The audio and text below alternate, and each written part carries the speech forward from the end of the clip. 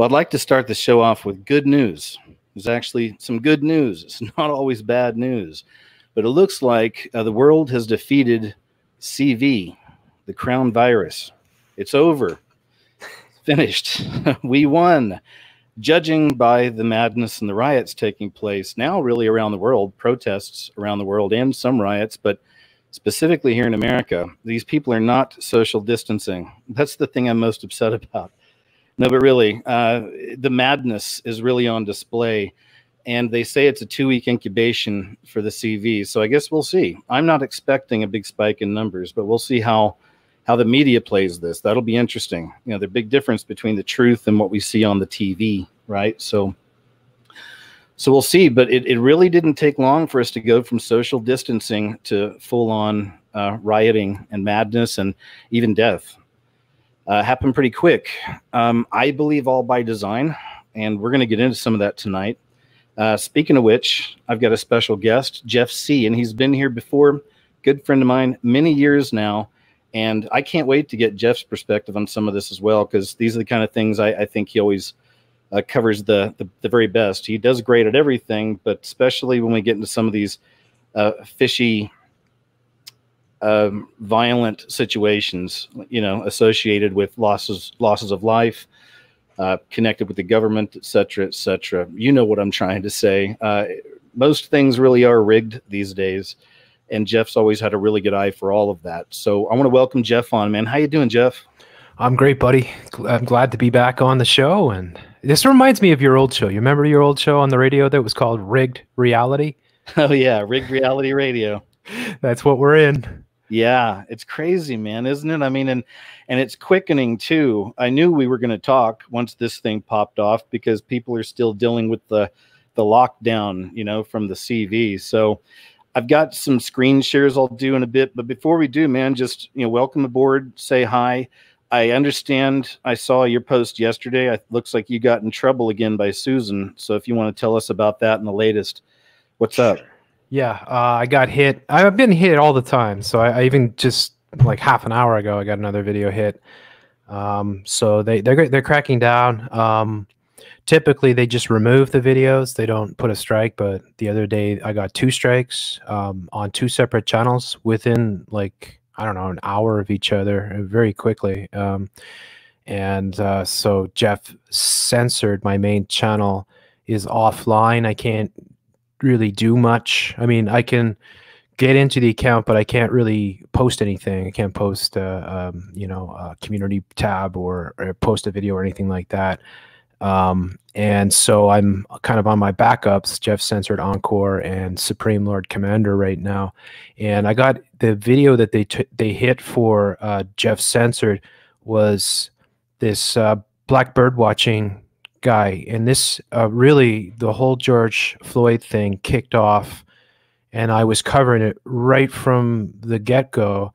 And in fact, before I even saw the video of George Floyd, I had seen a bunch of other stories that came out right then, right at that moment, which were, again, white racism towards black people. And one of them was this gay black bird watcher who had an altercation with a Karen, a white woman, as they say, in Central Park. And at the same time, Jimmy Fallon was being called out for blackface, like all within like a matter of an hour or so. All these stories were springing up, and I hadn't even got a chance to cover because the George Floyd thing was just fresh at that moment. And I was like, what's going on here? They're amping up the race war. So the video that I did a breakdown, putting a bunch of these different racial divide and conquer stories that were happening right at that moment. And the main one being the gay bird watcher, the gay black bird watcher being confronted by the white woman Karen in the Central Park. I'm sorry, Jeff, but was that in the title? Was gay black in the title? No, I'm just saying. I didn't put gay in the title. I put black bird watcher, and I keep my titles like I don't say. You do. I keep them pretty open so anybody could see them and just you wouldn't really know from the title what the content was. Maybe you would if you know me, sort of thing. But I don't think they like me exposing that one, because what I was trying to show was that this is being orchestrated, and that they are heavily hitting us with this right now, on top of all the corona stuff, right? So that, you know, we have this perfect storm. Like it's almost like a second wave that hit, because we had the first wave, which is everybody's got to social distance. You know, you got to stand in line. You got to wait outside to get into the grocery. You got to dance through hoops of fire. You got to put on the mask. You got to, you know, have the gloves or the squirt on your hands. You know, all these lockstep rituals that they've managed to convince us all to do, which are, all of it is highly unconstitutional. None of it really should be allowed to happen, but because they've got everybody in that lockstep in that sort of mentality, that they're able to carry this out. So I've also for a long time been paying very close attention to how our controllers are always trying to amp up the racial divide and conquer. And a lot of these stories, like, people need to realize this, especially Black people. I have a lot of Black listeners. There's a lot of these stories are completely scripted, folks. They're concocted by the media itself, and they're purposely thrown out there to divide and conquer and create chaos. And of course, we know order through chaos is the motto of the New World Order. And we have never seen, I don't think there's ever been this level of chaos in the United States. I wanted to add something to that, and that's we've noticed that trend on my show. What happened over the last easily 6 months? It's definitely increased, but every week, you know, there's new stories that are, you know, placed in there for racial division, whether they were fully orchestrated or not. Some of them are organic. You don't see it all the time because, you know, the ones that aren't created, the ones that are organic, I mean, they're going to get played constantly. You know, if it's one side of the narrative, usually, right? They're going to get played constantly. But we've seen that. I've seen that trend over the last 6 months really ticking up as well. And it's interesting, as I was watching all this insane footage, you know, that's come out over the weekend, really is. If some of it's just hard to watch, man. Like, I don't even think I can play some on my next show, because I'll show pictures, but I can't. It's just too much. But I was watching that and I was like, you know what? It's already here is what's happened. I mean, it seems like the second Civil War, if you will, in a sense, is already here, because, you know, we don't know what that's going to look like. We all think back to the North versus the South, you know, a long time ago. And this is a different time, a totally different time, totally different places to have warfare. You have the digital world for one, you know. So it looks like it's all in pockets. And it seems like that's how this is all being laid out. You know, we know that everything happening now, this lockdown, is fundamental for, you know, the full-on New World Order, or the full-on beast system, if you will. To have full control, they need that lockdown. So it's interesting how it's all starting to play out, because you see it now in America. It's not quite the 13 FEMA regions, but it seems kind of everything's been regioned off. Some places are hot zones and some places aren't so bad. But we see in some of these hot zones, I mean, it's full-on racial warfare in some of these spots, you know, and now you get the American citizens are standing up. You see more and more stories the last few days of people going out there armed, trying to protect their businesses and fight back. And, you know, if ever you wanted, you know, a good advertisement for the Second Amendment, just watch some of this footage. Did you see that clip of the man and his wife? There was like 5 guys outside their store. Yep. All right, 4 of these dudes are beating this woman like she's a man. I mean, Rochester. Yeah, I covered that. Oh, did you? Okay. Yeah, and that was brutal. Yeah, there's a lot of that, and of course, if they had a gun, you have a different outcome. But they had like a golf club or whatever, right? That's what the husband was trying to beat off these guys with, and he was just outnumbered and overpowered.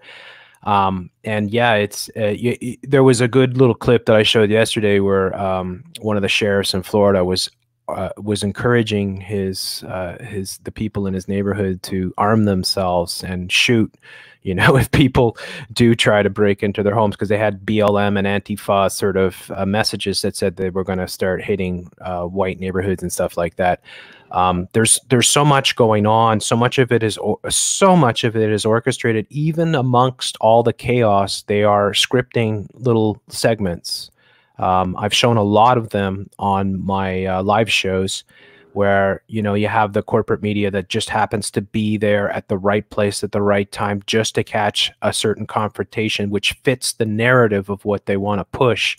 A lot of the narrative that they're trying to push now is that it's white supremacist groups that are really behind all the chaos and the violence.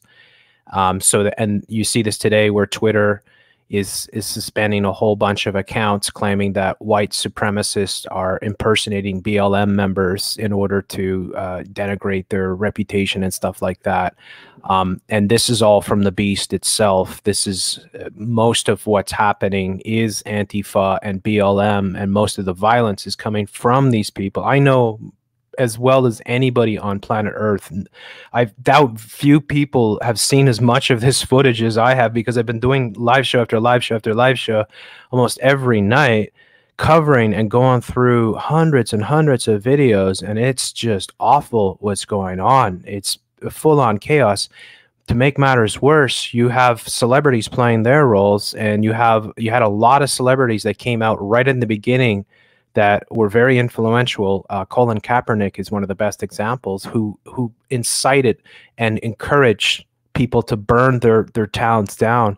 And I was when I saw those messages, I knew exactly what was going to happen, and it all unfolded. I mean, you saw, Minneapolis burning, right? And I just showed, I don't know if you've seen this clip from Steven Jackson of the NBA. He was caught last night on a sports, I think ESPN, and one of their sports basketball shows, and he was being interviewed by a white host, and the white host asked him, he said, "Can you clarify what you're saying about burning things down, and do you still feel that way?" And he literally said that, yeah, as far as Minnesota goes, I don't care if they burn the whole thing down. I'm all on board for that. Right? Yeah. And this is like an NBA player who is the twin, of course, of George Floyd. The twin symbolism is very big, because we get the twin pillars, of course, the twin cities. I've got that tonight for you too. Yeah. Yeah, the twin cities, which of course is Minneapolis, St. Paul, which is where it all kicked off. Right, so there's all this Freemasonic symbolism that's coming through with this event. I'm glad you've been noticing that. Good. Yeah. My video was just taken down, so I did a video in which I showed all the twin symbolism and the Freemasonry and the connection, because I don't know if your listeners know this, or KJ, if you know this, but Kobe. Okay, so I call it the Kobe virus, right? Just in case you hear me say that, because I'm so used to saying it. I say it instead of COVID, right? Because censorship and all that. But why do I say the Kobe virus? Like, there's actually a really good reason for it. And there's connections. I remember that. Yeah. So the connections are, first and foremost, the whole thing kicked off right about the time that Kobe allegedly passed in his helicopter, right? That a massive event that happened, and that was the kickoff for everything that has happened since. Now, Kobe has a ton of symbolism about him, is definitely a Freemason, 666 workout. He had the black mamba, the snake symbolism, all these things. And one thing that I showed way back when was that if you go into Google Translate and you put COVID, you translate it into Hebrew, and you take what those letters in Hebrew and you translate them back into English, it comes out as Kobe. Yep. So COVID literally translates into Kobe. So the NBA being the first sport where, you had the NBA players coming forth, like you had the guy, Rudy Gobert, who mocked the whole sanitation thing, right? When they were doing a press conference announcing that they were thinking about shutting down the season and stuff like that. He, at the end of the conference, got up and rubbed his hands all over the table and the microphone to mock the whole paranoia about the germs. Well, 24 hours later, he was the first player to come down with coronavirus. So sports play a huge role in the mind control of the masses, especially when it comes to blacks, because most of their idols are in things like the NBA. These are the people, they're like gods almost, you know, Beyonce, you could say, the pop music and stuff like that. But certainly for black males, a lot of the NBA superstars are their heroes. So they use sports and these leagues to control the masses and to program people. And this is what we have, this orchestrated chaos. Now, the whole thing about George Floyd, the video is very convincing. I'm sure I don't have to tell people. Probably everybody's seen it by now. But there are so many fishy things about George Floyd himself and everything around it. Even the video itself is kind of fishy in some ways, that a lot of people have questioned whether or not it's possible that George Floyd may not really be dead. Let me throw this one out on that, because Corona. I think one was corrected, but yeah, you know, when you watch the video and the paramedics come to get the body, a lot of people were saying those aren't paramedics, they're police officers. So for like 24 hours, I was like, oh my gosh, that's it. But then as I looked more into it and looked up what the paramedics wear in that city, they do wear stuff that look exactly like that. Yeah, so I did the same research. Right. Yeah. So we have to be careful, because there's times that it's like, you know, like I think it doesn't matter though if the video is somehow a Hollywood production or is real, because even if you could prove it's fake, they're never going to let you get critical mass. Ever. No. They're gonna, and you're just going to anger all these people because they have emotionally invested themselves into it. So but you see what you've got up on the screen here with one of the pictures that they show everywhere. Probably the most common photo that they show of George Floyd, and what has he got behind him? Corona. And what is behind the corona? It looks like a virus. Yes. If you look at it. So, I mean, guys, again, you know, this is where we get into, Jeff and I both look at this stuff, you know, but it's where we go a little deeper on the symbols, because everything really is symbols, and it's not always, you know, sometimes a pyramid's just a pyramid. But when we find like this corona thing connected with all of these events, and I've shown it in my videos as well, it's connecting to tons of things. It's fascinating. Have you seen Kobe wearing the I Can't Breathe shirts? Oh my gosh, I haven't seen that one. No. Yeah, you can put a little search in and bring that up. Let's see here. I showed this in my video, which this was like, ironically, like we're live right now, but my last video that was pulled just about half an hour before going live here was the video that was exposing all this, showing the whole connection between Kobe. So Kobe back in 2015 had I Can't Breathe. Yeah. Good catch. And have you seen the Trump video of Donald Trump saying, I can't breathe, I can't breathe? Yeah, mocking somebody, right? Yeah, it's this is their black magic. They manifest this stuff. This is how it works, folks. The world is a stage. It's like, I don't know how they do it. Like, and again, like, the video is very convincing, so I'm not here to tell you that he didn't die or anything, but there's no way that this isn't orchestrated, that this is orchestrated chaos that is happening.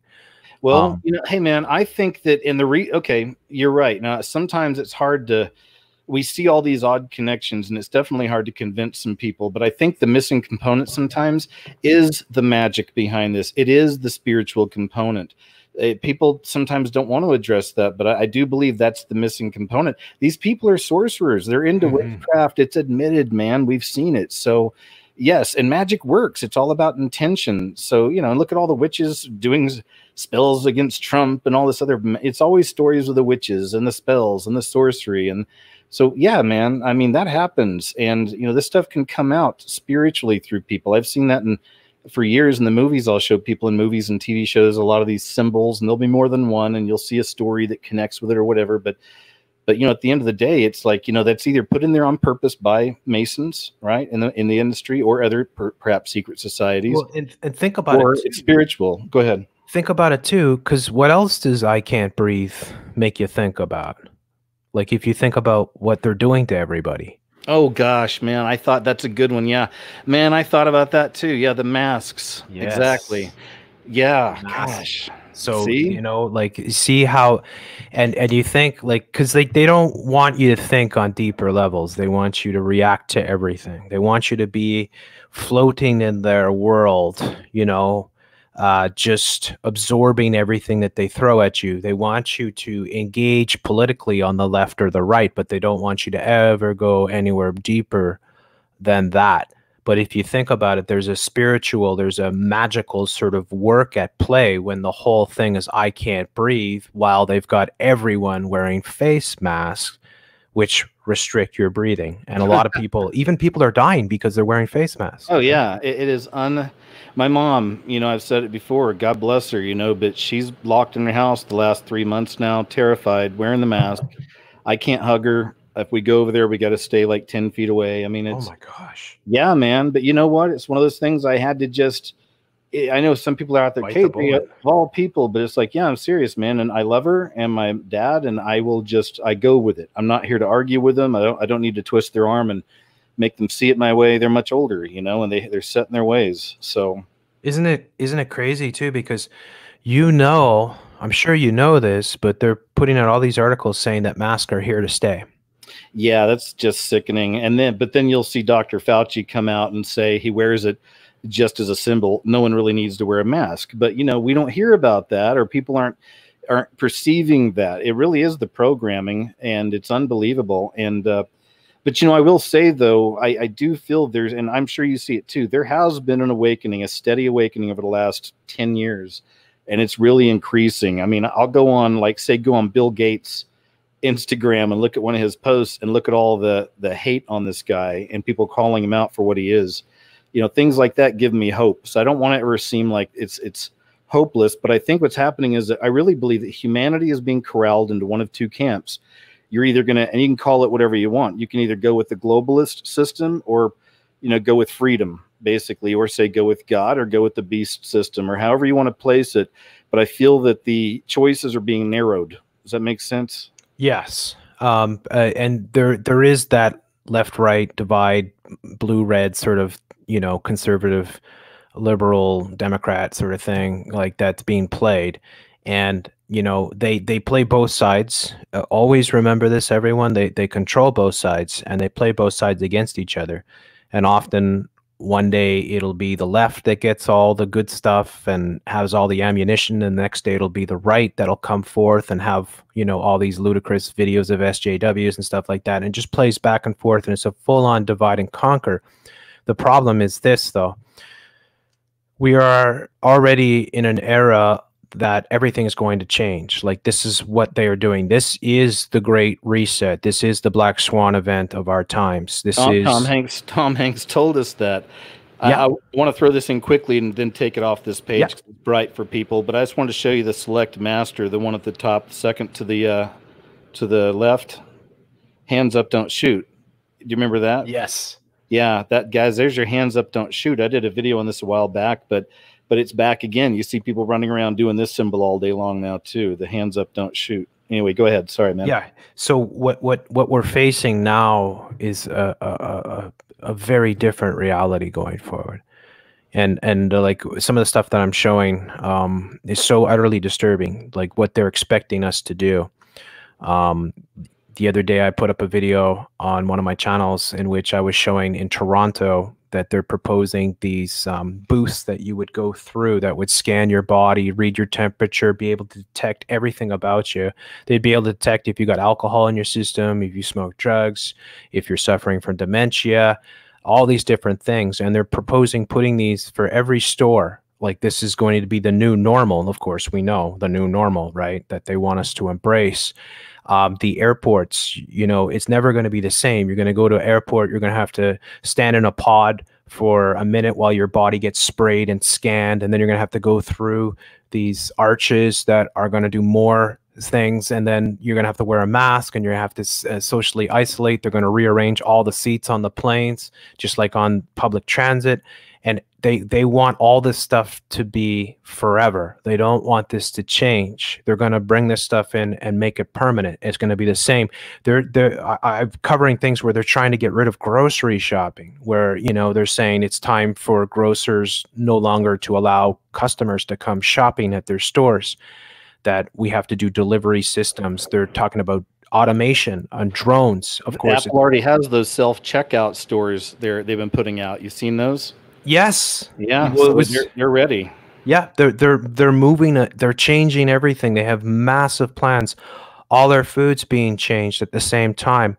We showed how the FDA now has you know, allowed corporations to supplement all these different base ingredients within their products because of the shortage, and the shortage, much of which has been orchestrated, right? Like they're forcing dairy farmers to dump, you know, millions of liters of milk, and they're slaughtering all kinds of cattle, and they're creating this artificial shortage. Well, it's not really artificial because they stop the supply chain, so it manifests in your grocers.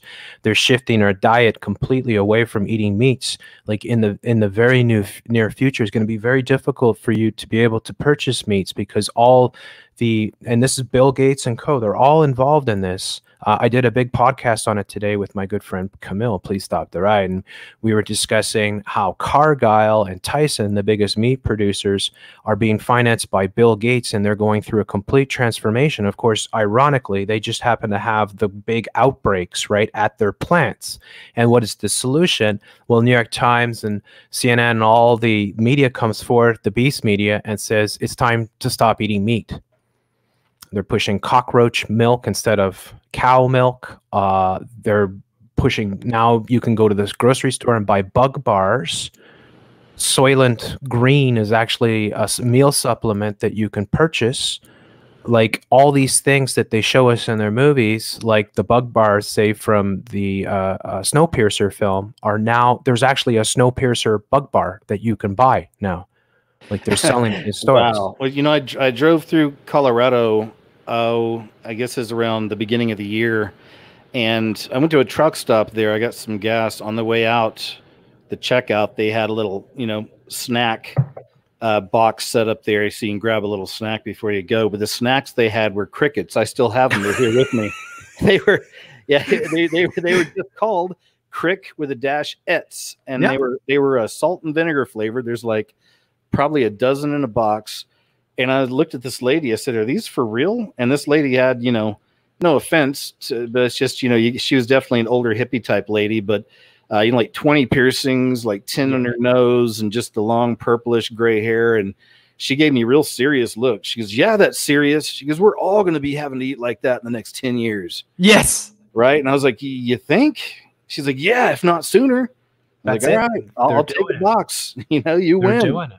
Both Cargill and Tyson are switching to plant-based. Plant-based is a total misnomer. It's not at all based on plants. It's lab concocted cultures of, you know, they take, I mean, they're even selling things like celebrity salami, right? That's made from skin follicles of a celebrity or something like that. I have not heard that one. That is crazy. Wow. Yes. And I know about the real Soylent Green, about that one, but I haven't heard about this. What's that? What do you know about that now? Well, that's it. I mean, like all these meat products, these fake meat products, these plant-based products, a lot of them, you know, it's not really far off from actually Soylent Green, right? Soylent Green is people, of course, but they're moving us towards, they're transforming everything. Like everything is being transformed, and they want to control every element of civilization. This is a global takeover. This is a global coup d'etat that's happening right now. This is exactly what's happening. All the governments of the world are being taken over by the global coup, right? So this is their master plans, and they have every element of society, whether it's farming, agriculture, education, right? Feminism. I mean, all these things they have massive plans for, and they're all in full steam. What Agenda 2030, the big plan, and Agenda 21, it's all full ahead right now. And we're witnessing they're crashing the regular economies. They're destroying the middle class. They're destroying small businesses. They're going to take complete control of the entire food supply of the world, and they're going to transform it very quickly. It's already happening, folks. You can see it in your groceries. You can see it when you go to McDonald's or something, right? The plant-based burgers are there, right? It's all happening. This is all part of their lockstep that they're doing. And so what's going to happen in the near future, folks, is that you're going to be traced everywhere you go. Everything that you do will be traced. Like this is what they want to do to reboot or restart the economy, sort of thing, is make you dance through hoops of fire to get a loaf of bread or something at your grocer. And the stuff that they want us to do, right? Give up all their privacy.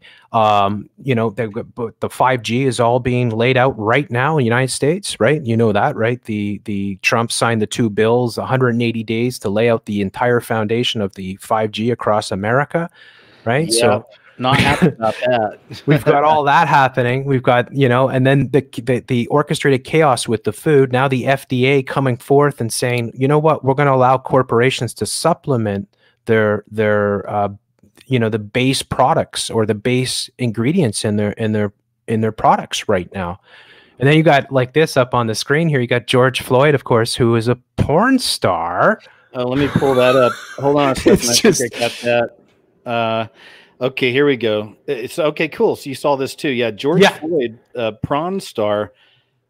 This is, I can't play it because this had one of those warnings at the front. I don't want them to claim it, but I'll play like 10 seconds at a time. But yeah, this is him coming in, man, for his interview. What's going on, bro? What's going on, man? What's up? What's up? Man, you know, the projects, man. Third world. Right here, man. What's that? Man. Young risk takers? Young risk takers, man. Well, RT, man, to the fullest. Hey. Anyway, but yeah, there he is. Yeah. And this was where they got the image of his tattoo, which is here. And that, it does look like the, not order of chaos, like they say here, but order out of chaos. It does look like the double-headed eagle, right? So that's interesting because we've seen that here. And it's just within this, they're doing it on purpose that it's a black porn star because you can't say anything, right? Right. You can't, because like, look, the guy had like, if we go by his criminal, he has a lengthy criminal history, right? This guy is not, there's nothing, you know, squeaky clean about him whatsoever.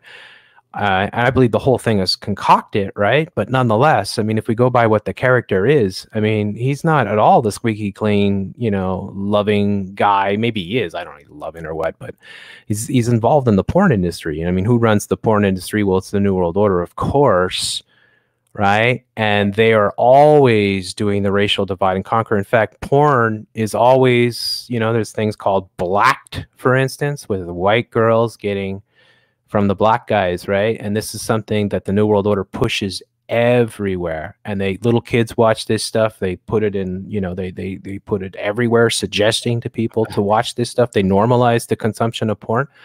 So that's where the cucking came in too, where they started in the last couple of years have been pushing this idea of being a cuck, usually on white men, and we've seen it in TV shows. There've been examples in movies, and just like the carrot. Yeah, and then the news, of course, saying, hey, you know, bringing a third partner in is not such a bad idea after all, you know. But polyamory, one of the most, and it goes back to that them fanning the flames of the race war, trying to make black versus white. They do that kind of stuff. It works on so many levels. But one of the most clear examples, I put this in one of my videos years ago, was that 7-Eleven commercial where it's a white couple, and then suddenly it's like, you know, it goes bing, like a magical bing, and all of a sudden there's like this famous rapper. I don't know which guy it was, but he's sitting on one side and he's got the white girl, I believe, like in his lap or next to him. And then the white guy is by himself now.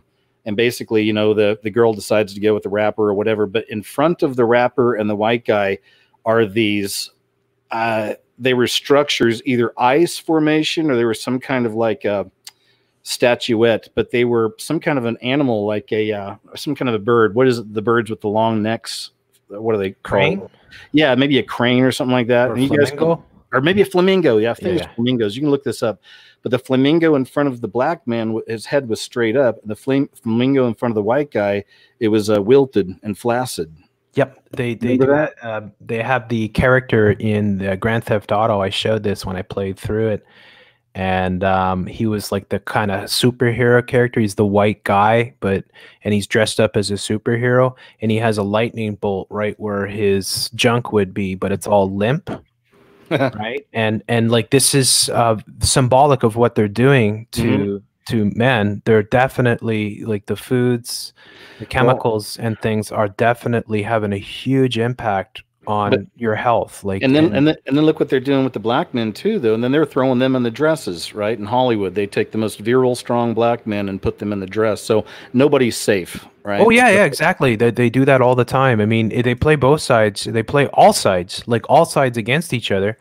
Like one of the things that I was showing too, like with the Karen, right? So like now all of a sudden anybody named Karen, you know, now you're a meme basically, right? Which And that sucks. I'm guilty of that too, Jeff. I that's one of those I feel for. I use the name Karen a lot, and I'm with you on that. I actually have a cousin named Karen. She's a lovely person, you know. yeah, it's But unfortunate, eh? Because I yeah, know a lot of Karens too, and it's like, oh, all of a sudden. But now, if you guys don't know, if people are listening, I'm sure most people do know. But if you don't know, a Karen is basically a privileged white woman, a middle-aged privileged white woman. That's a typical Karen. And they, you'll see this. Like I was watching this before. I had it on a loop when I was making dinner. I just put on one of the more recent newscasts, and then it went so from NBC News, and it was NBC News. Went on a loop, and they just started playing one incident after another incident after another incident, and it was all these white Karens confronting black males, whether it's in a park or an apartment building or whatever, and they just had them on a loop over, like, just I'm saying on YouTube, right, when they have the autoplay going. This is how it works, right? People watch these things and it builds up the narrative. And so white privileged women, right? Just like white males, right?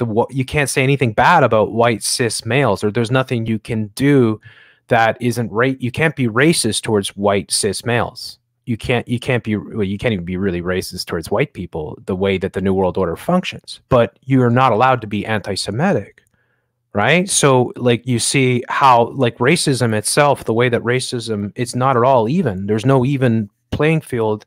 It's all the manipulation, right? And ultimately what our controllers are trying to do is turn everyone against the majority and then have everyone fighting each other.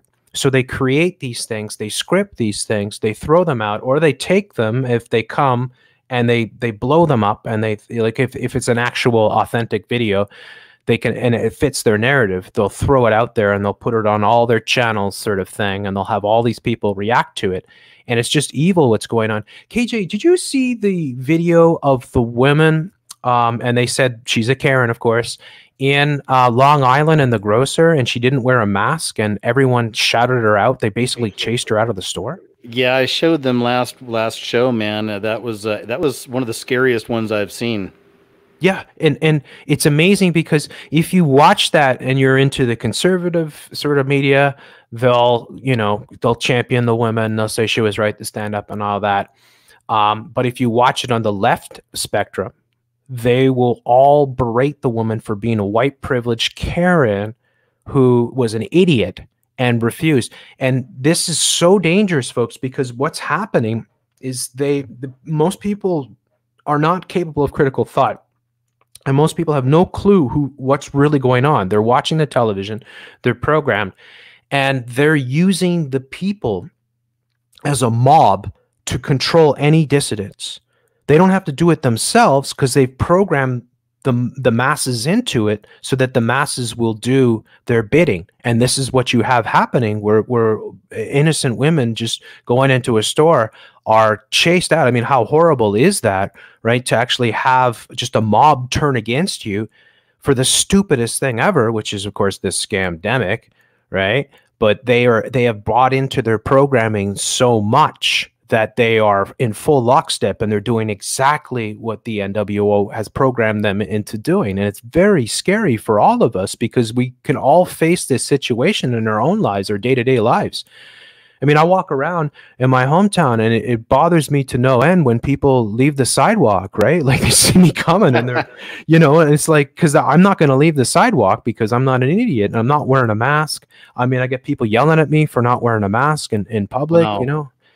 It's just insane. And it's like, you know that it's not their fault, right? That they're this way, but their ignorance has allowed this to manifest to where it is. Yeah, man, it is I kind of had a lesson this past weekend. I went to a friend's place for dinner, and they had a friend show up that none of us had seen in like 25 years. It's been a long time. So I saw this person, and, it was nice seeing them at first. I always thought they were nice back in school. But then after a little bit, they kept asking me what I do, and it's hard for me to explain to people, so I tried to get around it. And then one of my friends threw it out there and said, he does this thing on YouTube and da-da-da. So then I had to kind of try to get into it with them. And then I quickly realized, just as you're saying, this is one of those people that are completely and totally programmed by the system. I mean, God bless them, but, you know, they have a family, they have little ones, they have their own business they're building. So that's their whole focus. So when you start trying to take them out of that in any way, you know, with some of the stuff, I mean, there's no way I could cover the stuff I know fully with this person, but I could tell that suddenly they started coming against me, and then they started trying to explain to me the way things really worked, you see, and I don't take that. And they were even being kind of rude about it. And I told them, I said, you're being really rude. I said, listen, for the last 20 or 15 years, you've been doing your business thing. I've been looking at this stuff. Okay. So trust me, you know, I know what I'm talking about, but I don't want to argue with you. You know, we can agree to disagree.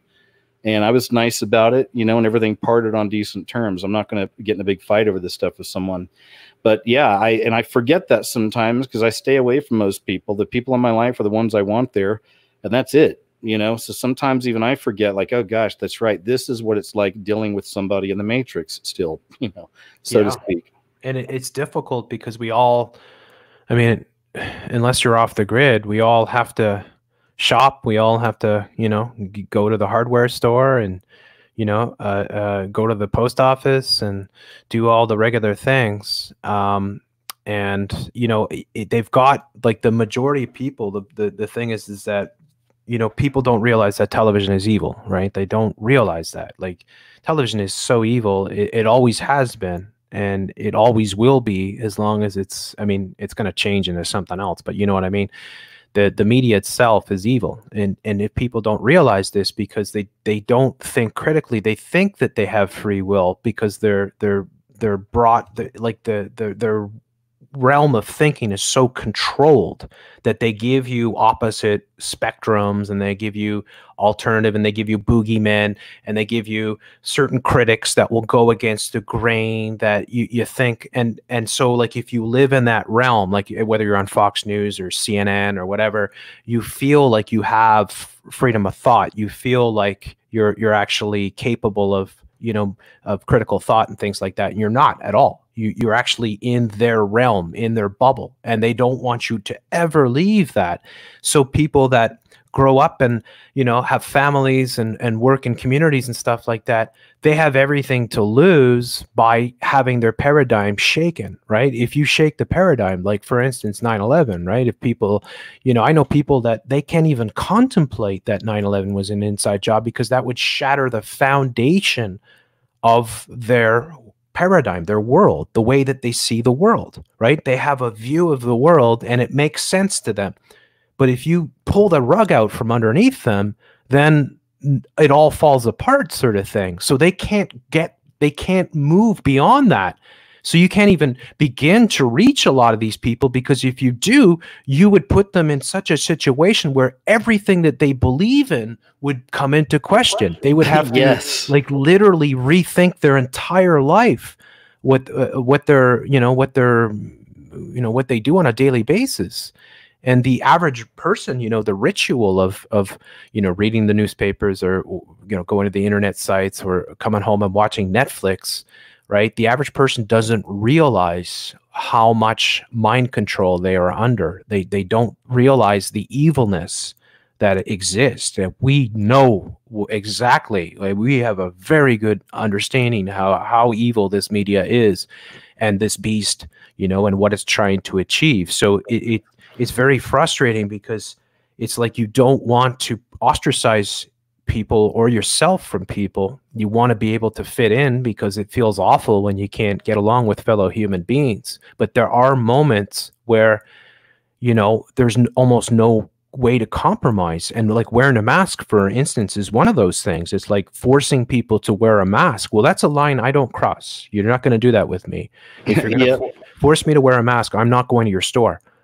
Right? I go in the grocers and I purposely walk the wrong way down the aisles. They started this months ago here in Montreal. I've been doing that too. Just to get reactions from people. Right? Yeah. And so I'm always been like this ever since I was, you know, as long as I can remember as a kid. I've always been rebellious, sort of thing. If everybody's doing something, I do the opposite, sort of thing. And maybe that's why I'm here. But the thing is that it's so disturbing to see how a mob can turn against you, a mob that feels. And again, KJ, I've been talking about this, dealing with the George Floyd riots and the mob mentality. And like, okay, have you seen the video of the guy with the sword in Dallas that was attacked by a mob? I'm not sure what happened on that one. Yeah, so there was a restaurant guy. I think he owned a business, and he was trying to keep people from looting his business. So he had like a big Bowie knife or something, right? It was like a military style knife, almost like a sword kind of thing. And there's different video footage of him, because you know how all these different people have smart cams, right, or whatever, and they're walking around with their phones. Instead of helping, they want to get the best footage, of course. Yeah, so the original footage that started going viral just had him screaming and chasing after people with a knife, and then it quickly got, you know, they quickly disarmed him and beat him to, I mean, the guy, I thought he was dead for sure. They beat him so bad.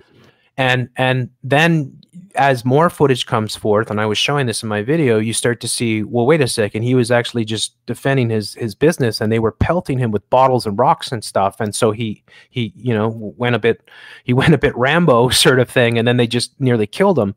Well, what happens is you see about 20 people mob him, and everybody's just hitting him, and you know, like, just, and one guy even takes a stone or something, or a brick, and nails him right in the head, and then all of a sudden they stop, and the guy's body's all contorted, and he's face first in the ground, and he looks like he's dead, like 100%. And they're like, oh my god, oh my god, oh my god, right? And so the people that actually did this, all of a sudden they realize, oh my God, what have we done? Well, what has happened is that they have become part of a mob mentality. This is psychology, right? Gustav Le Bon and others wrote about this, how to control the herd, how to control the crowd, and that what happens when people get into a mob is they lose all their individuality. They lose their ability to think critically. They just become one mind, like a hive mind. And then they start doing things that they normally wouldn't do. And this was a perfect example where people were actually killing somebody.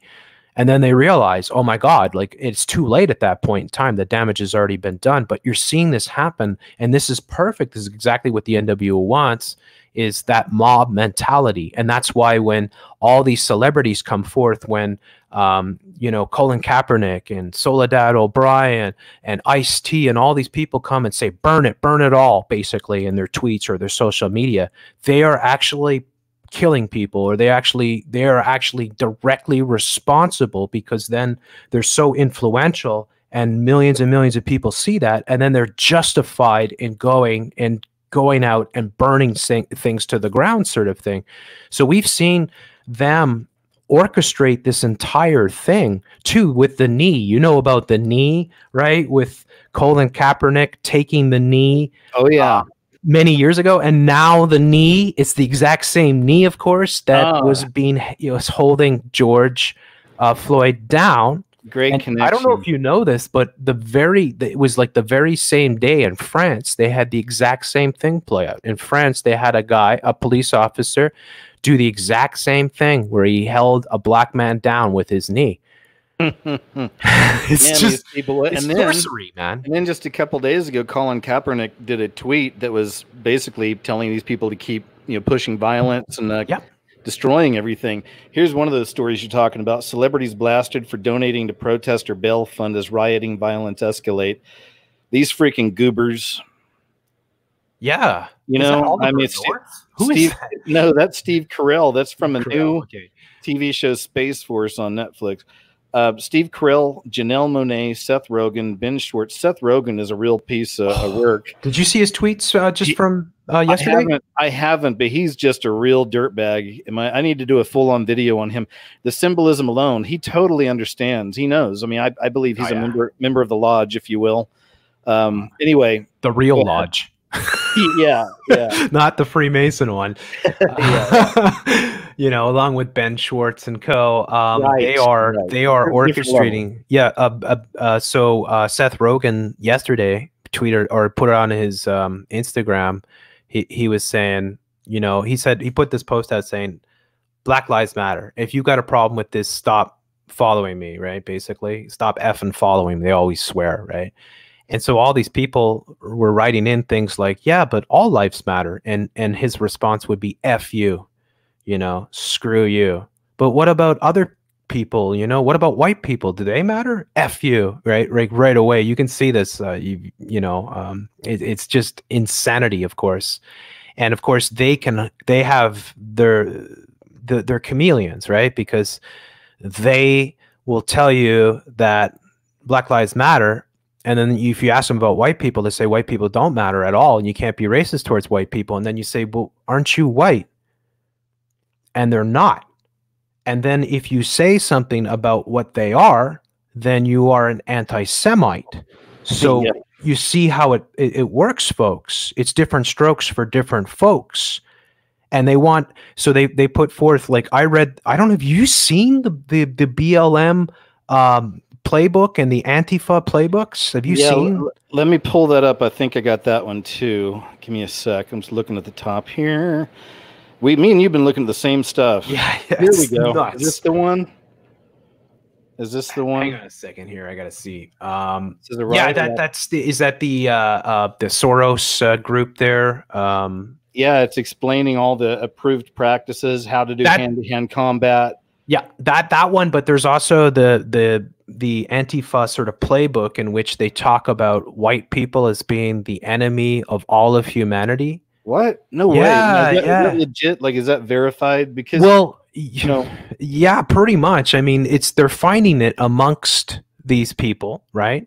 And again, like, yeah, can I say 100%? No, I can't. But you can see that this is not all that far from what the Beast Media puts out on a regular basis. Man, they just want to, everything it's just bathed in deception, because a lot of the BLM I've seen, you know, they have just been protesting. It seems like a lot of the problem comes with Antifa and other things, but then you add in, as you were talking about, the herd mentality, the hive mind of that, and people just go nuts, and then all kinds of people start acting out and being bad, you know. And so I want to feel like I still think BLM in its own way can be obviously a bit extremist. They've been behind some things like what you're talking about right now.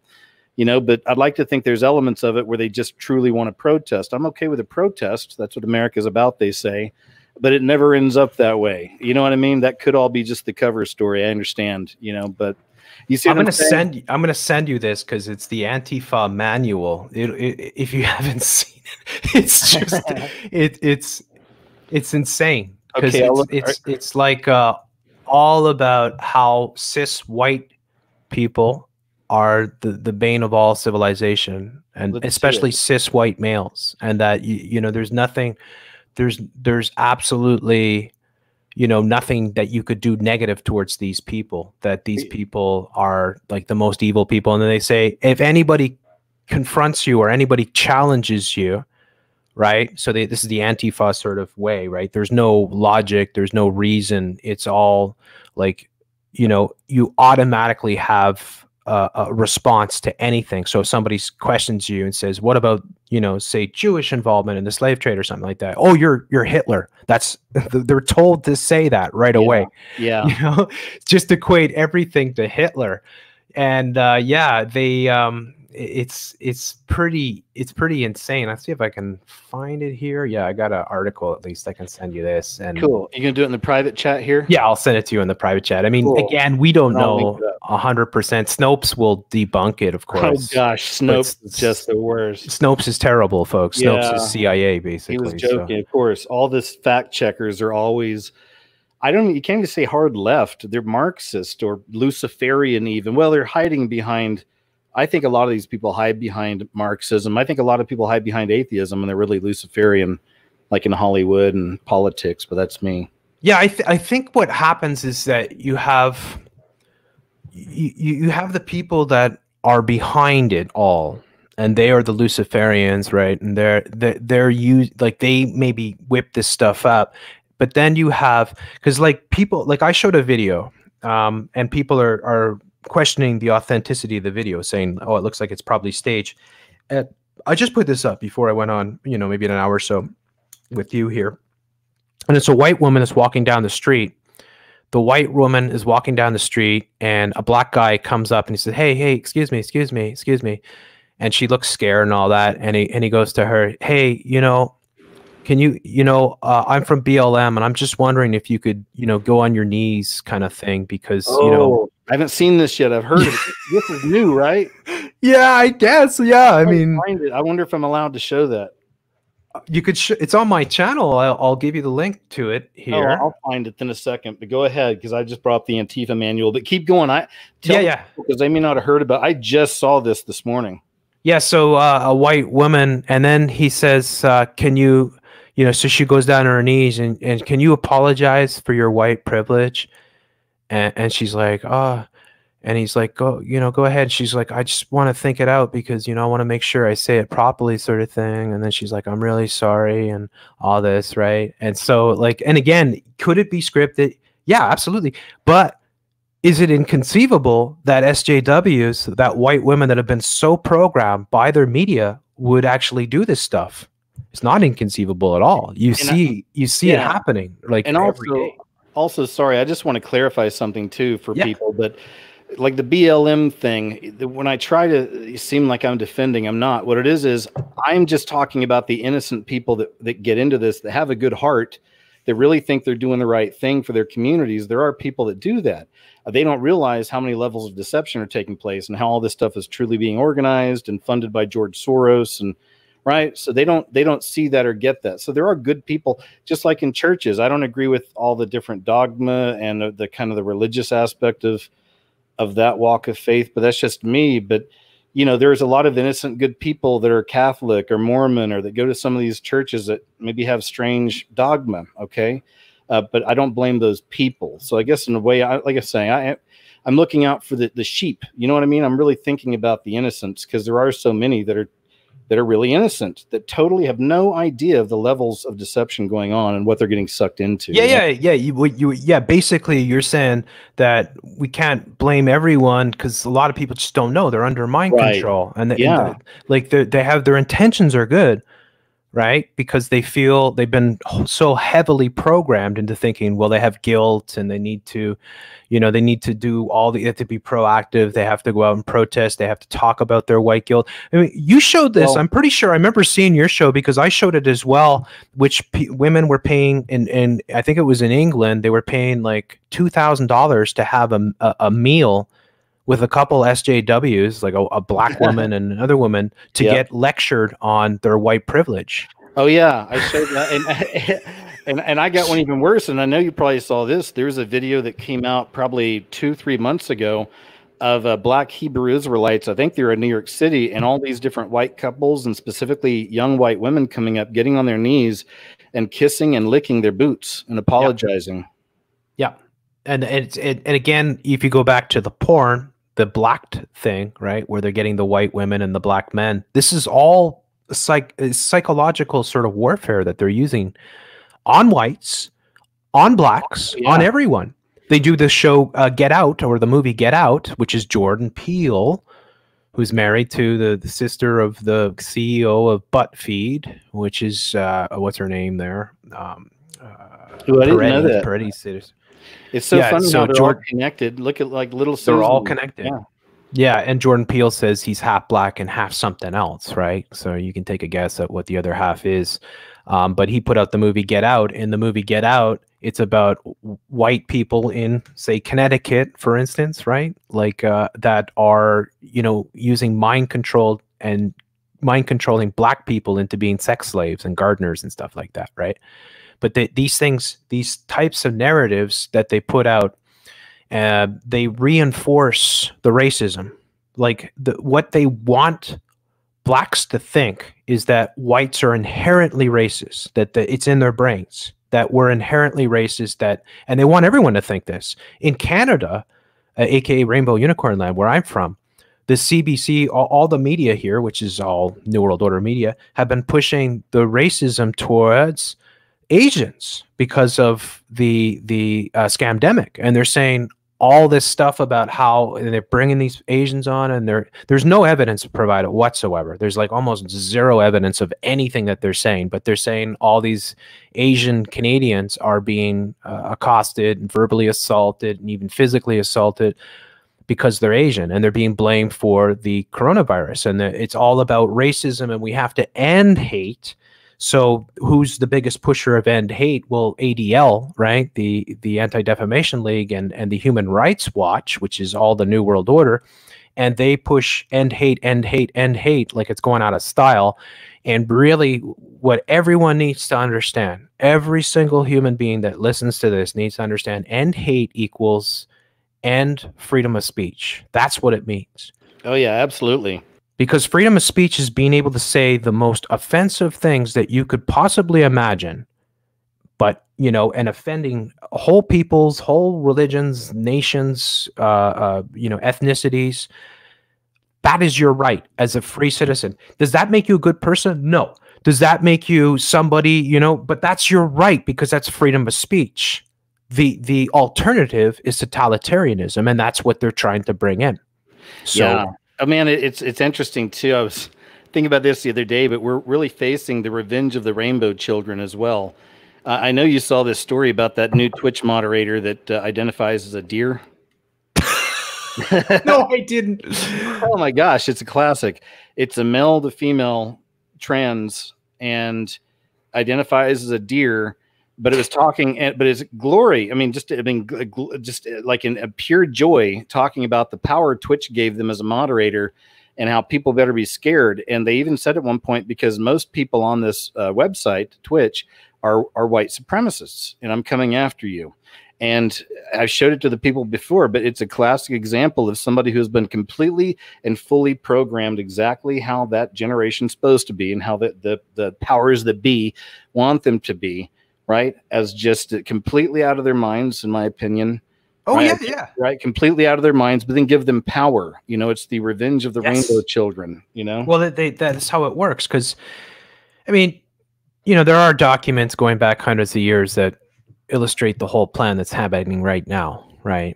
And so it's all happening. You know, to control people, you have to, you know, like if you're a small group of people and you want to control a nation or you want to control the world sort of thing, you have to destabilize everything. You have to pit everyone against each other. You have to push people into extremes and make them fight each other. You have to use the media. You have to use the banks. You have to use all these different methods to constantly keep people in stress and control them and, you know, constantly have them at each other's throats. And this is exactly what we have manifesting right now. It's out of control what's going on. And you've got the whole document there, and you can see, I mean, yeah. And if you look at Antifa and you say, okay, hypothetically the document's fake, and, you know, they would say, oh no, the Snopes would say this most likely made by white supremacists, right? This is what the ludicrous narratives is like what they're putting out now. Look at all the news articles that are claiming. I just had the dumb turds before doing a podcast on it, claiming that it's white supremacists that are behind all the violence that's happening across America, which is absolutely absurd, folks. I mean, I've looked at hundreds, if not thousands of videos by now doing all these live shows, and I'll tell you 95% of it is actually black folks that are involved, and that's not to tar all the black people, because there's tons of good black people and there's a lot of black people that are trying to stop it, all right? But most of what's happening, most of the violence is Antifa and blacks that are involved in it. Now, there are whites and there are definitely agent provocateurs, and there's all kinds of funny business going on. But there's so many layers of deception with what's happening. But if you look at the Antifa handbook and then you look at how the average Antifa person speaks, there's no difference. It's exactly from the playbook. Like there's no, you know, logic or reason to their dogma. There's none. It's just white people terrible. White males, cis white males, worst thing on planet Earth. Cis white males. Now did you see from years back, this might have been 2015, where the woman who does the show, the women, she's that little bugbear, you know. She's like a cave troll. She's I can't remember her name, but she does a show for HBO. I think it's called Girls. Oh, yeah. Gosh.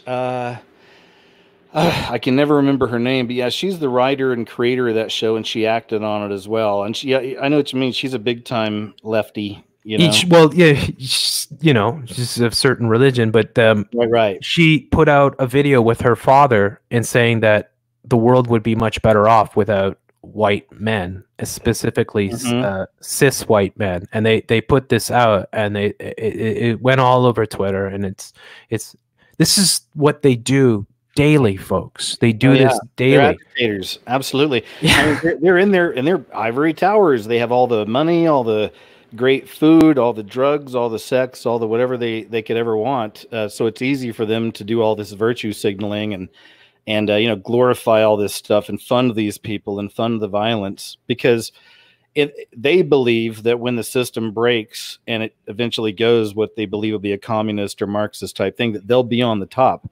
You know, it'll be like Hunger Games. They'll be, you know, well, they are on the top right now. Right. They're in the club. Okay. So it's for them. This is what they want. This is what Seth Rogen wants. This is what all these people want. They want to see us, you know, killing each other. They want to see us hating each other. They want to turn all the minorities against the majority in every way, shape, and form.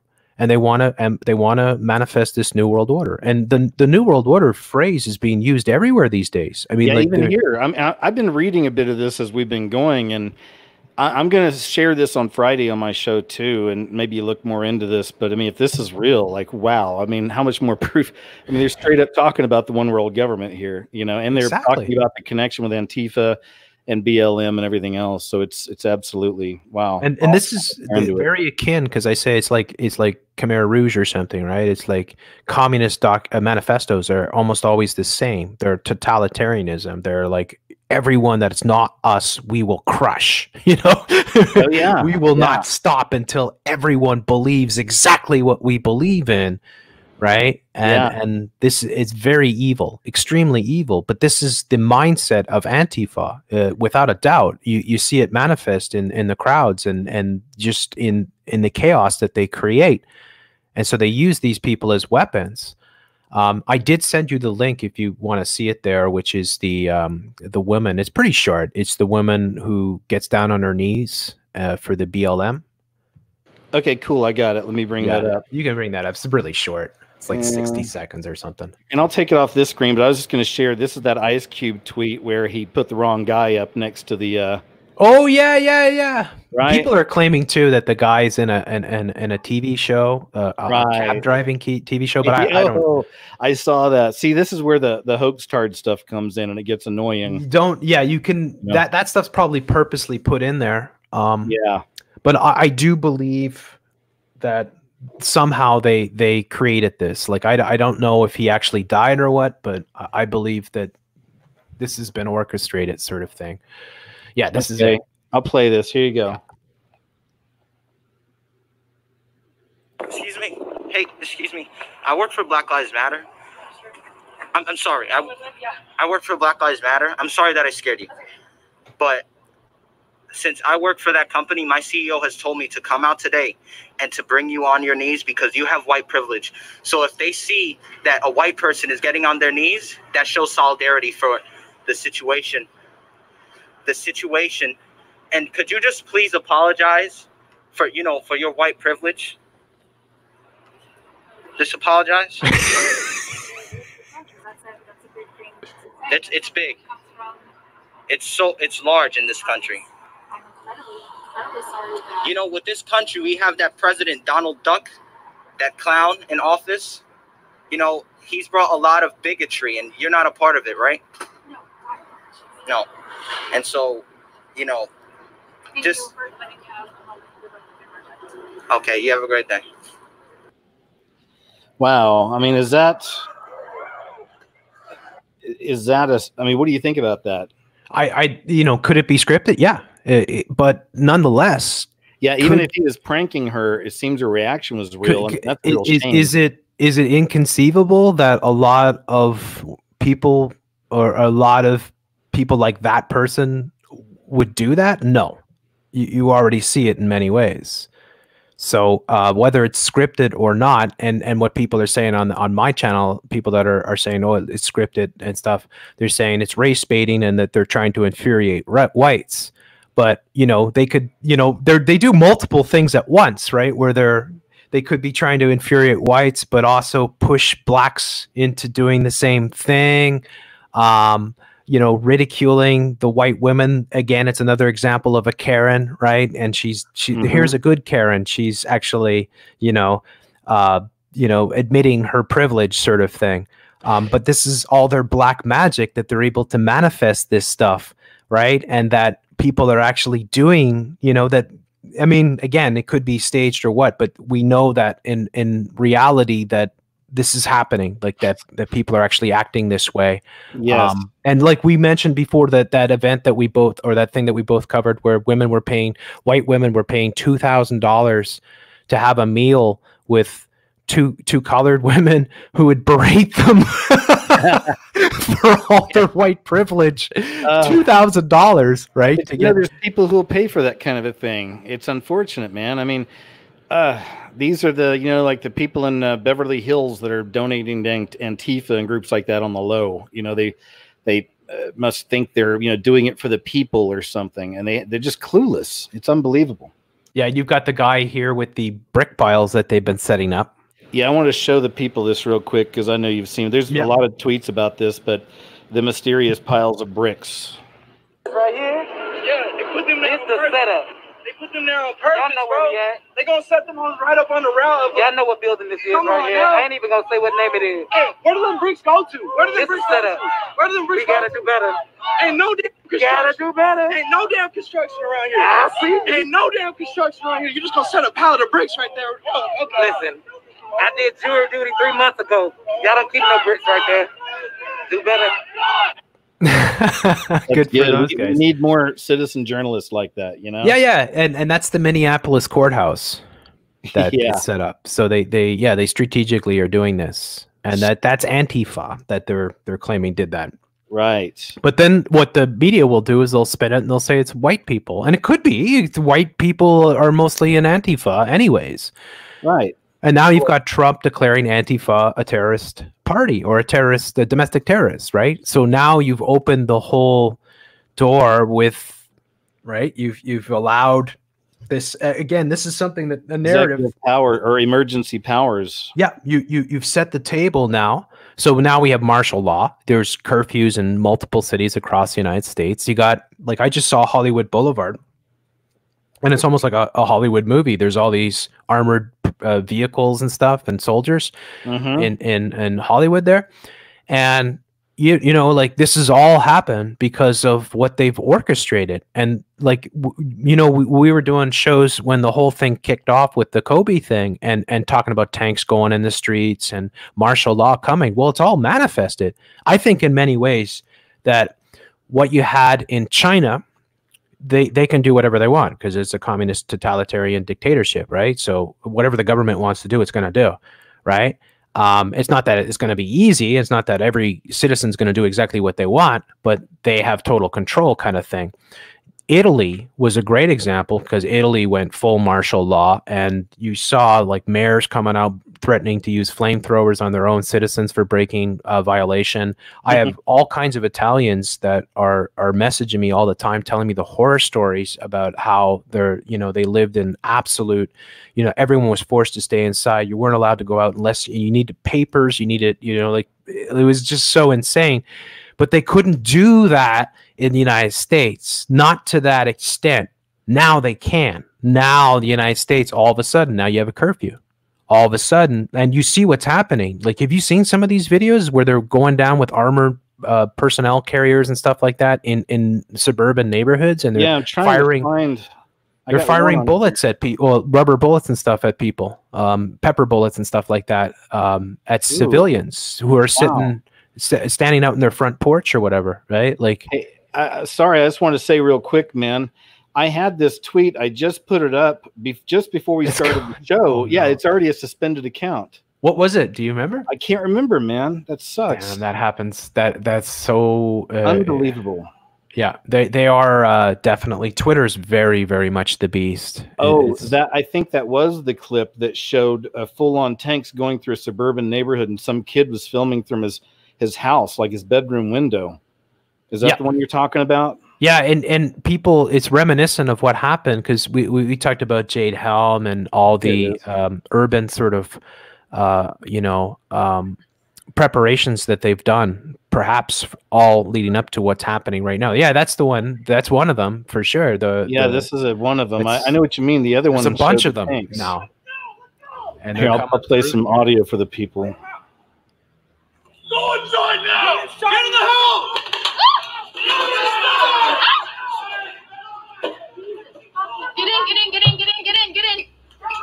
Get in! Oh, God, that hurt. You good? Are you okay? Right on the fucking crotch. Are you okay? You got hit? I'm good. They're both for that, dude. What? Okay. Here's the other one. Look at this. They just keep coming. Oh, go inside! Get inside! Get inside! Oh, the same one. It's the same one, but there's a bunch of them. I'll go ahead and stop it.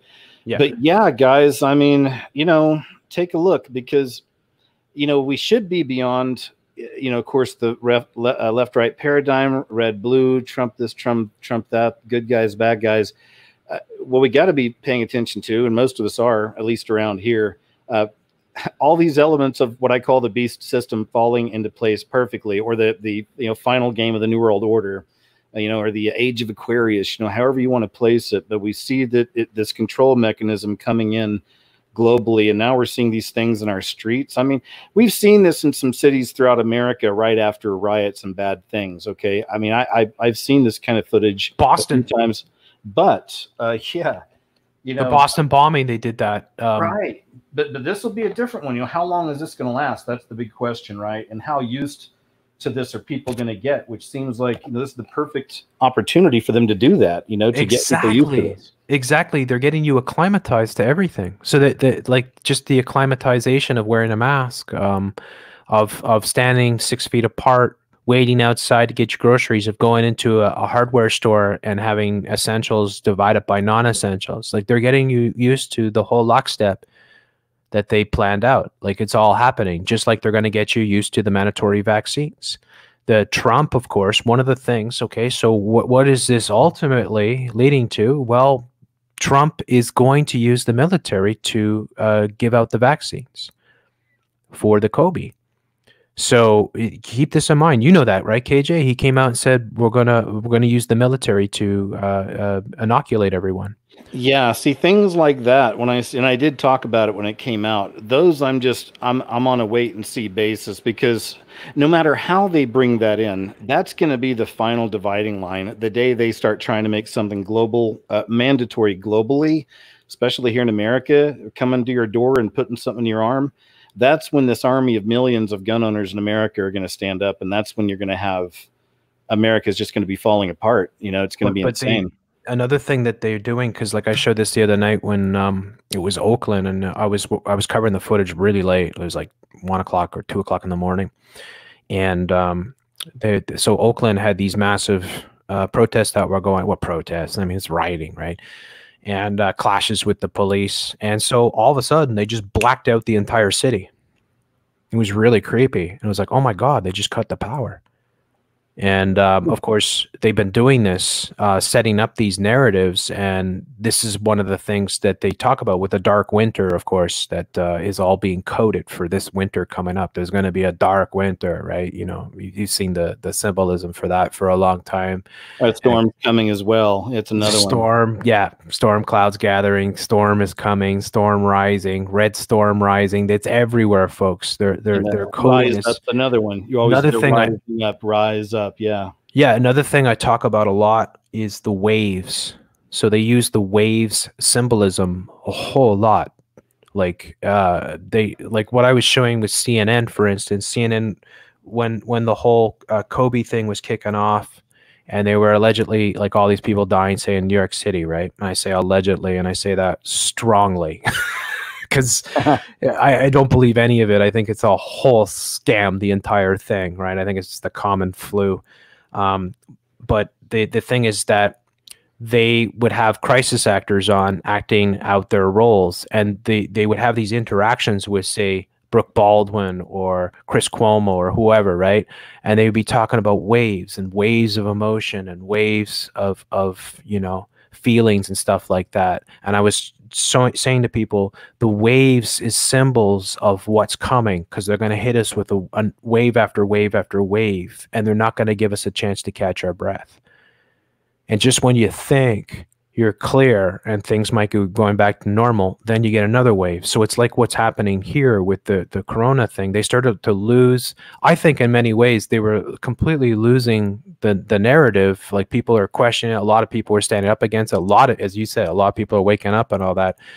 And so then, boom, another wave comes before we even have a chance to catch our breath and get a little bit of normalcy. Now America's on fire, and now you've got tanks and, you know, armored personnel and, you know, National Guard in all these cities, and it's all just, wow. I mean, can you believe this? What's going on? It's happening so fast, man. It really is. It's scary because it's we've never seen this, folks. I mean, you have to go back. I mean, you know, you can't really have, there's no precedent for this, not in American history. You go back, I mean, you go back World War II, or you go back, I mean, even Vietnam War and the protests, those were tiny compared to what's going on now. Yeah. The violence was trivial compared to what's going on now, right? So I think things are much, much worse. I think we are all really feeling it. I mean, I think the anxiety is so high, it's palpable, right? And the tension, and this is leading. It's almost like, in many ways, that they purposely put us in such a you know, an anxious state, and then boom, the George Floyd thing happens, and then all this release comes with all these people just burning things and chaos and you know, like, just violence, right? And destruction and vandalism. It's like they purposely bottled us all up and created all this tension, and then boom, they let it go, sort of thing, and it hits like another wave. And it's very, very concerning. Sorry, go ahead. It's okay. Have you covered any of the, because some people have theories as to, of course, everything's with these situations is orchestrated in one way or another, but there's a lot of things happening with the Department of Justice in America, and there's all these new things coming out about Obama, and it's like obvious stuff about Obama being connected to watching Trump, you know, during 2016 and on, and we know a lot of Obama's people were implanted in our government and all that stuff. So all that stuff's starting to come out. Some people think these things are being popped off because that truth is about to pop. And there's all these people that think Obama's going to be in cuffs now, and Hillary. And it's like, I wish, you know, No chance. I wish. No Like, chance. seriously, I would love to see No. that. You know, I don't know, but it's Yeah. really interesting. Here's just a fun, you know, we're thinking here. We're thinking out Yep. loud. But here's a fun theory. I've done videos on Obama in the past. You know, I cover some of the stuff more on the spiritual tip sometimes, and there's a lot of interesting Antichrist things surrounding Obama. Even with the Yes We Can, you play that backwards. You can put an app on your phone that can play things backwards. Say Yes We Can, play it backwards. It's Thank You Satan. You know, there's some strange things there. People have had dreams and visions. A lot of people think he may be the actual, like, Antichrist. Well, if that's the case, how fascinating would it be that he is still running things behind the scenes? Everything he wants to have in place is happening, right? We're seeing it fall in place, but Trump gets to be the ultimate fall guy. And I've done videos on this in the past where Trump is the tip of the spear in that sense. And I do see him being the fall guy. Like, they've been setting him up as this ultimate fall guy. They can get everything in that they need to do, and then at the end, just keep blaming Trump or whatever. You don't see what I'm saying? But at the end, its will still be done. Again, guys, just thinking out loud. Some people are with me on this, but just throwing that out there. But go ahead, man. Yeah, I think it's all a big show. I honestly, for me, there's no chance that Trump is legit, or any president has been legit for a long time. I think they're all just puppets, and I think they're just playing their roles. I think Trump is the orange-faced ogre. He's the ultimate polarizer, and he's purposely put there to divide America. I mean, think about it. They give you the well-mannered, well-spoken black, you know, sort of intellectual, you know, he's loved by the entire world, and he's got just this, you know, demeanor to him. And then they bring in this white privileged orange face with the terrible hair, misogynist, and he is the ultimate polarizer. The Make America Great Again, by the way, is a slogan from the Purge movies, right? So all these things that have happened are all foretold or have been shown to us before even Trump came along, including Trump's presidency and, you know, The Simpsons, and, you know, I don't need to repeat all that stuff. So I believe Trump, and if, of course, if you look at who backed Trump, I mean, it's all, I mean, it's unbelievable. It's mostly, you know, people that you're not allowed to talk about. A very, very powerful cartel of APEC, basically, you know, that was behind the Trump presidency. I think it's all a big game. And I show, like, I give the examples of Hillary Clinton. When Trump was inaugurated, the Clintons showed up to the inauguration ball. What color did they wear? Well, they both wore purple.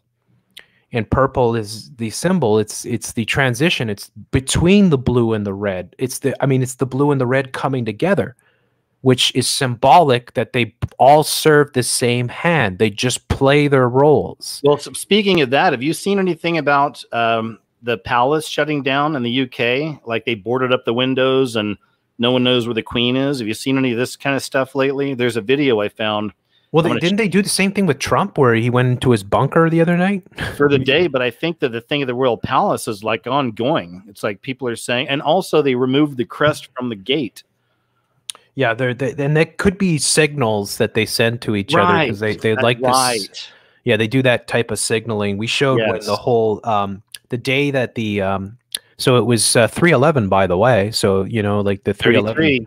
Yeah, the 3/11 predictions turned out right, but it was just, and that's kind of what I said too. I said, what if it's going to be March, right? March the 11th, and March the 11th was the day that the pandemic was announced globally. So for historical sense, even though it's a scamdemic, right? And even though the definition of a pandemic has never been solidified or agreed upon, and that what we have happening is anything but,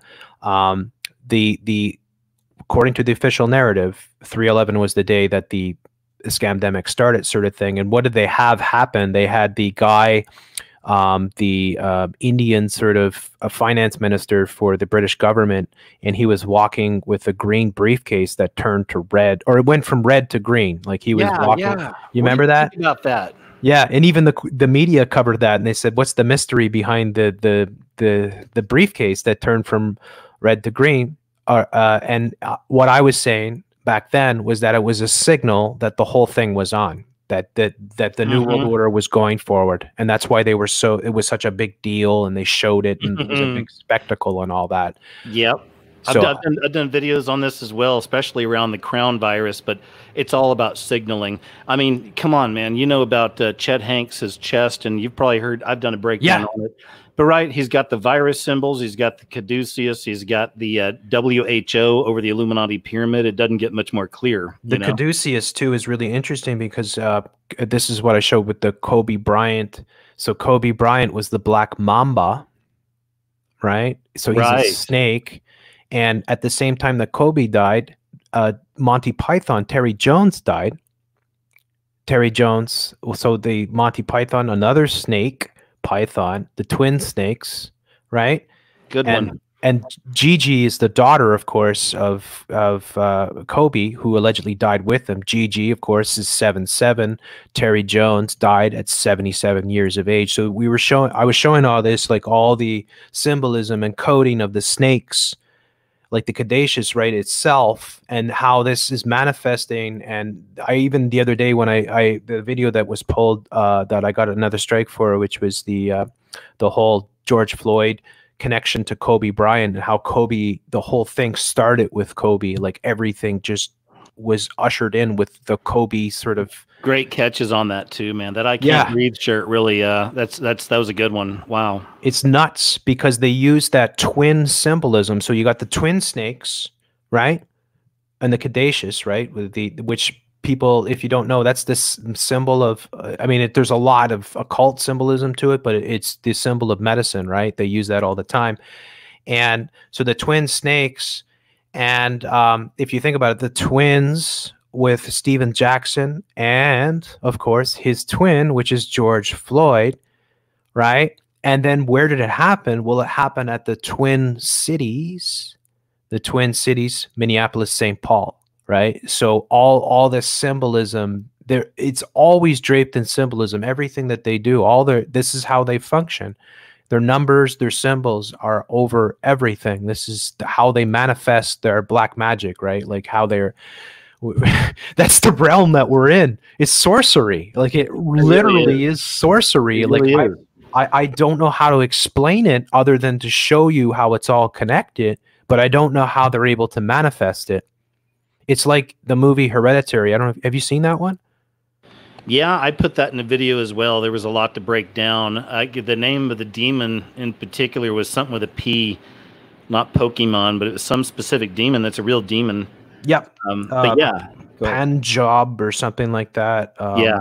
But yeah, that scene where they manifested the death of the little girl there, right? The mentally handicapped girl with her head colliding with the post there, and it was like they knew exactly where it was going to happen and how, like they somehow manifested that like almost impossible sort of thing to happen exactly where they knew it was going to happen. They had their sigil on there. They were using sigil magic, so they were putting intention on it. You know, that's why all these books I've read and stuff, I'm fascinated with Alice Bailey. You know, when you read Alice Bailey, it's interesting. She's an interesting character. You can't just say she's evil right off the bat. You know, but she uncovered a lot of things. And unfortunately, I think she's one of these people that fell more in love with the knowledge than with the Lord, if you will. You know, that's where she went wrong. But there's a lot to be gained from Alice and Foster Bailey's writings as far as information on how these people work. That's how I see it, you know. And yeah, absolutely. It's all about intention. Everything's intention with these. That's why when we're watching movies and TV shows, it's important throughout these last 10 years. So many of us have been showing people there's these symbols in these movies. And here's why you need to know, because many of the times there's an intention placed on those symbols by a human or spiritually on that for you, you know, to control your mind or to insert an idea into your head, you know, about cheating spouses or, you know, demons always win or just whatever wickedness and nastiness it is. That's how those spells work, you know? Exactly. Yeah. And so much of it just works to control us. Like, and then, you know, in a way it can be a form of gaslighting for people like us that might be a bit too aware of how it's all manifesting, because it's like scary to behold their power. And to witness it. Like, I am very troubled right these days by how they've orchestrated this chaos. Like it really disturbs me, because I see how I underestimated how quickly they could, you know, just destabilize our entire civilization and undermine the Constitution and everything. It's like they had this planned out so well that they like, and I believe they're using AI too. I mean, to you know, constantly sort of adapt to how things are going on a daily basis. But like, yeah, the level of control, because it's like, even if we do get momentum and we start exposing a lot of what they're up to, they just throw something else at us. And then next thing you know, you're just trying to, like I said, with the waves, you're trying to catch your breath. I mean, it's great that you got little waves up on the screen here. But, you know, no, that you don't need to take that down. That's beautiful. But, Thanks, you know, man. the waves of the symbolism of what's happening and what they're telling us about waves. And I've had a lot of these characters show up on my videos saying that it's all going to unfold and it's going to get really bad and it's going to get a lot worse. I'm talking about people that claim to be part of this NWO sort of thing, that this is the real deal. It's all going down and there's no ever going back to normal. And I think I think we understand that, and we don't like that at all, and we want to fight that. But I think it is happening like that, but it's going to change forever. I'm with that, but I'm also with the, us trying to fight it. Why else are we here? Of course. And I hope people are trying. And in America, like I said earlier, it's not the same in every state. It's all like regional right now, what's happening. So where I live, it's really not that bad. There was a little bit of not even rioting, protesting in the city over the weekend. So, I mean, it's been pretty chill out here. It's kind of. Are you in Oklahoma? I'm in Oklahoma. I'm smack dab in the middle. I'm in the Midwest. But so, we're probably going to be one of the last to ever be affected because we're so far away from the coasts, and that's where all the stuff really kind of manifests. Do you have like a large black population there, or not so much? I'd say it's mixed. I'd say it's probably 70-30 or 65-35 or something like that. Yeah. Okay. White to black, I would say. But yeah, you're good people here, man. It's very Bible belty, and and you see it all the time. I mean, there's good people in the Midwest, and so I'm with you that they're obviously making their move. And, we obviously want people to not just sit back and take it. That doesn't mean go out, start hurting people, but, you're going to have to stand up and, we'll see how this thing plays out. It'll be different for everybody. And if you see a place where you can get in and be a part of the good guys, the good numbers and fight back somehow, then do it. I wouldn't want you to put yourself in danger, but again, we'll see how this goes, because if we really are seeing end game, and this is where it's heading, and it may take a little while, maybe take a couple of years, maybe it'll take a little less. Who knows what madness is next? We just went from the crown virus, global lockdown to this rioting stuff all over the place. Who knows what the next card is? Yeah, it could be alien, man. It could be the alien card. I would anticipate war potentially with China, which is a narrative that they've been building up. Yes. Also, when Bill Gates was asked about it, and this is very telling because Bill Gates smiles and laughs when he's asked about these things. He's a psychopath. There's no question in my mind he's a psychopath. But he was asked what was the second thing that he feared after a virus, and he said bioterrorism, or bio weapons being used, biological weapons. So, you could have alleged terror attacks happening in major cities, and we could just be hit again and again. And then with each wave that they hit us, we grow more accustomed to the police state. We grow more accustomed to not having anything of normalcy. And then we get used to the new normal, which is tyranny, tanks on the streets, soldiers everywhere, a police state, going through these, scanners and these disinfection sort of chambers that they're going to put us through to get into grocery stores, the contact tracing. Now, one of the things too, KJ, the contact tracing, okay, because it's so evil, like just period. The contact tracing is absolutely evil, folks. There's no question. There's no justification for it. They're never in the history over here, Jeff, for it. For me, they're running commercials for the job over here where I live. Sorry. Oh yeah, because 300,000 contact tracers being hired. They trying to hire now over here. HR 6666. You cannot make this up, right? Yep. It's even got an extra 6 on it, folks. But HR 6666. I'm sure most people know about this, but this is the bill that was passed, the emergency bill that's passed by the White House, in which now they're going to hire 300,000 contact tracers to trace everybody with the COVID. Now, one of the scary things that's happened, now there's a lot of things about this contact tracing that people need to be aware of. I've been all over this since the moment that they announced it, sort of thing. First of all, I talk about the 6 degrees of Kevin Bacon, right? So you know about the 6 degrees of Kevin Bacon. Oh yeah, absolutely.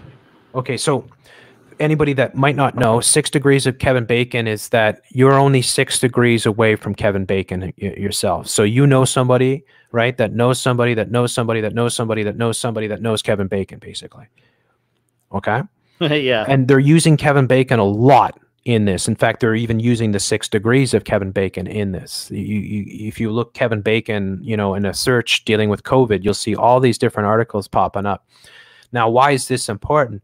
Well, that's how contact tracing works. You see, you know, you might think, well, if I go to the store, you know, there's not much chance, you know, that I'm going to run into somebody that has it. But you don't have to run into somebody that has the Kobe. That's not how contact tracing works. You see, you could go to your, say, your local corner store to buy a loaf of bread, but somebody else went on the other side of the town or the city and went to a fruit market. Because that person that had the Kobe went to that market and you went to the store that you went to, you could be contact traced. And it's like, well, how does that work? What do you mean? Well, think of the 6 degrees of Kevin Bacon. Because how does contact tracing work? They find every person that alleged person who has had the Kobe has been in interaction with. And then, so they find every person that they've interacted with. Then they go and they interview every person and they find every person that they've been in interaction with. And then they do the same thing again with those people. So you see what happens is eventually that 6 degrees, where we're all 6 degrees away from each other, meaning that anybody can be contact traced at any time, regardless of where you've gone. You don't even have to be anywhere near somebody that allegedly was infected, because this is how the contact tracing works. It's extremely evil, folks. And so what's happening now with the contact tracing, and again, with the contact tracing, it's having an app in which your phone can, you know, identify other people and communicate with other phones, smartphones, and that information, oh, don't worry, we'll keep it safe, you know, we're going to respect your privacy. But that all that information is being collected by Apple and Google that are sharing it with the governments and the New World Order itself, the WHO and co. Now, they can effectively quarantine anyone based on that, which means that if you just came in contact with somebody that came in contact with somebody that came in contact with somebody that might have had it, you can be forcefully quarantined for 2 weeks. And that would mean even in your own home. And with HR 6666, that means that if you are in a home and you live with other people, they'll have to remove you from that home, because then you'll infect those people. So then this is where the FEMA camps and stuff come into play, right? Because they have to set up areas for setting up these people. Now, to make matters worse, folks, is they're using contact tracing, and they announced this in Minnesota. So I showed this last week, where the governor and the chief of police or whatever, it's the governor and the health official for the state came up and they did a press conference, and they were talking about they're going to use contact tracing to find all the protesters or all the rioters.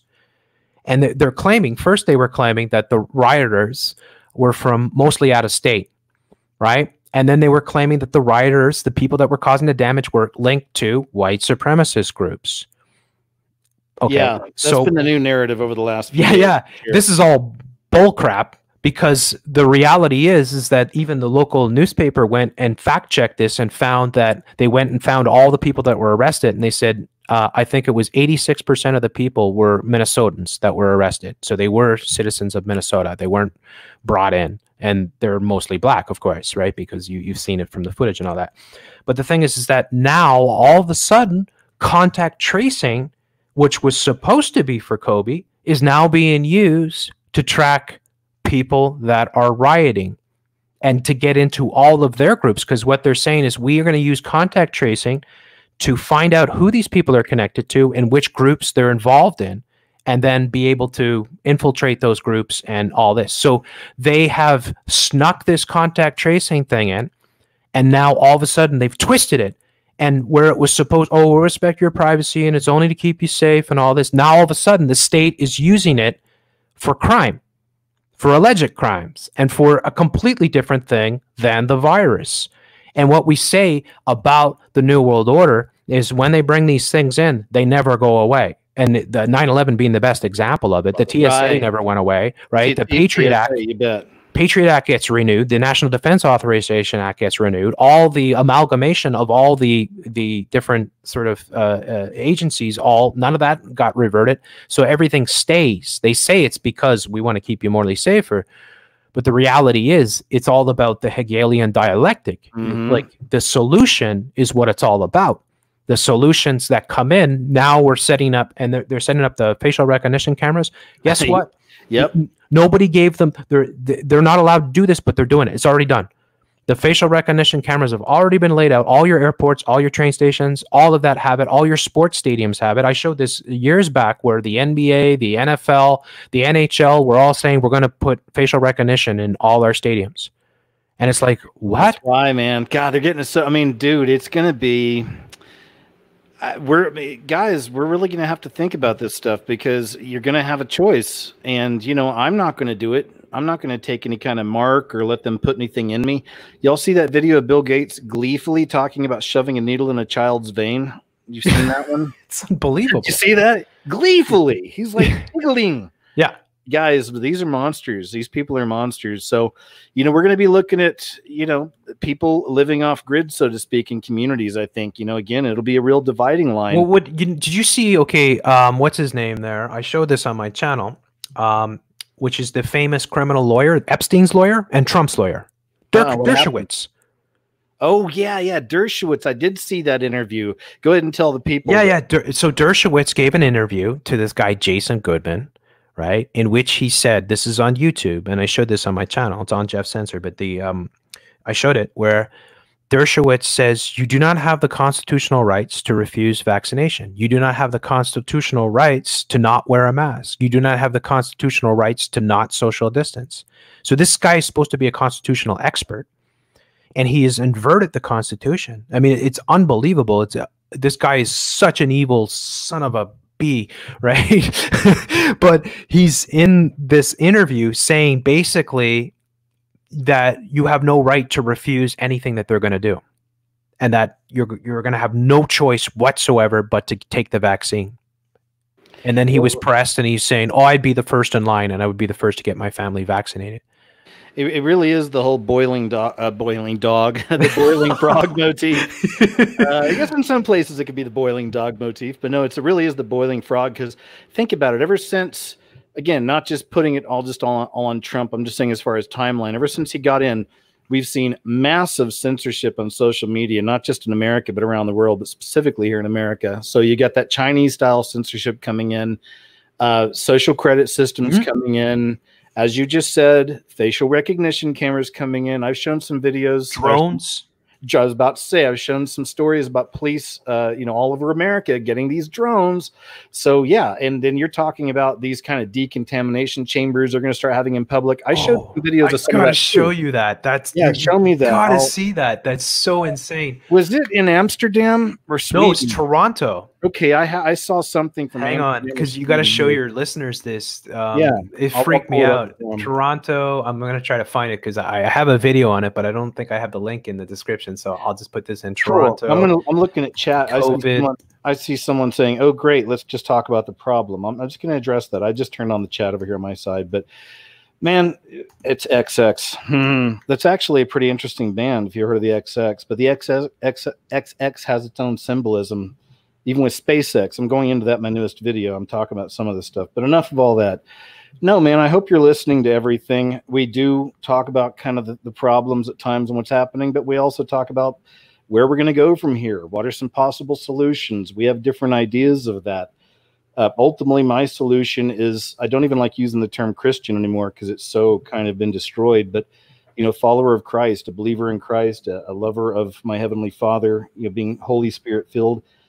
I've said for years, to me, that's the end of the rabbit hole. We can explore all this other stuff all day long, but at the very end of it, I find Christ. That's me. That's my connection to the Lord. I'm not hard-handed about that. You all know this. I'm cool as far as I'm not evangelical, but that's my kind of, it's one of my answers for you. Jeff and I will have other answers as well as we go on, but I'll just throw that out there. Anything you wanted to add to that is you're looking that up, Jeff? I got it.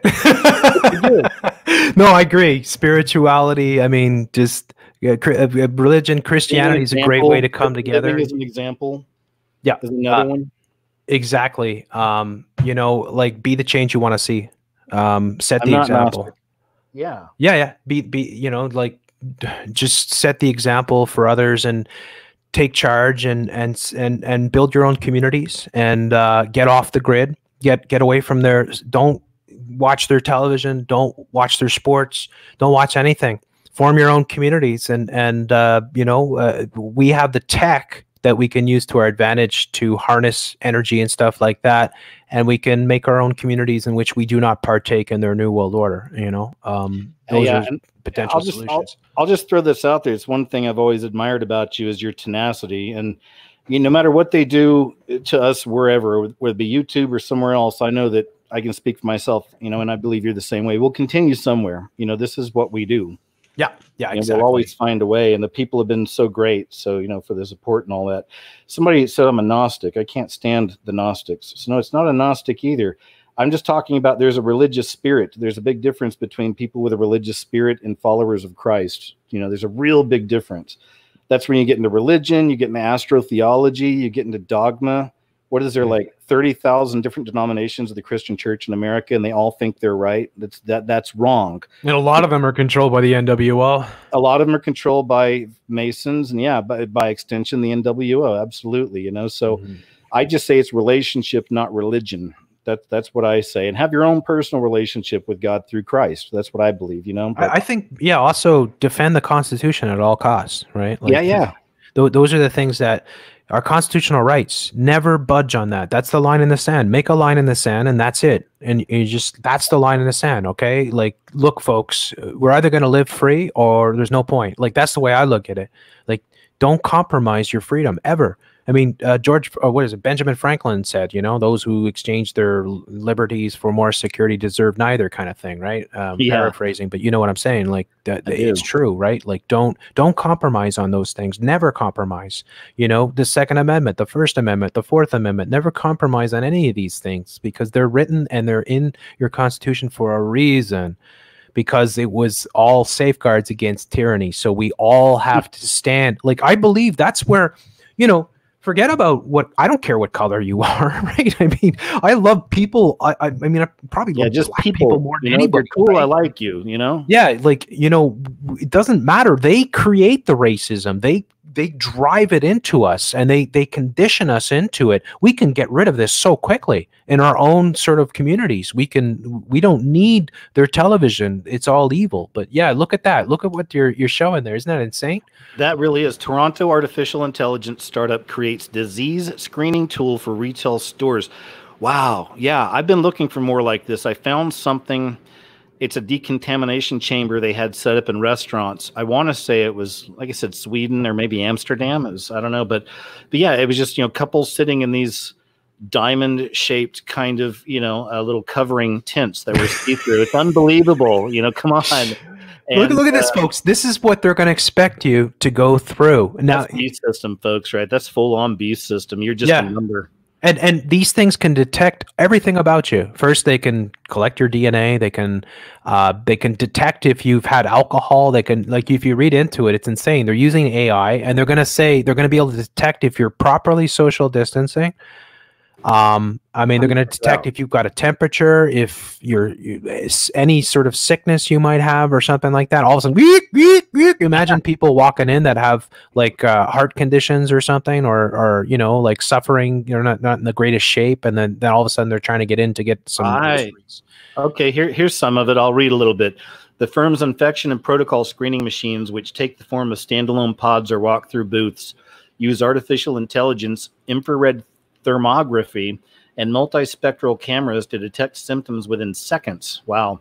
And can even recognize cognitive impairment from substances like alcohol or illnesses like dementia.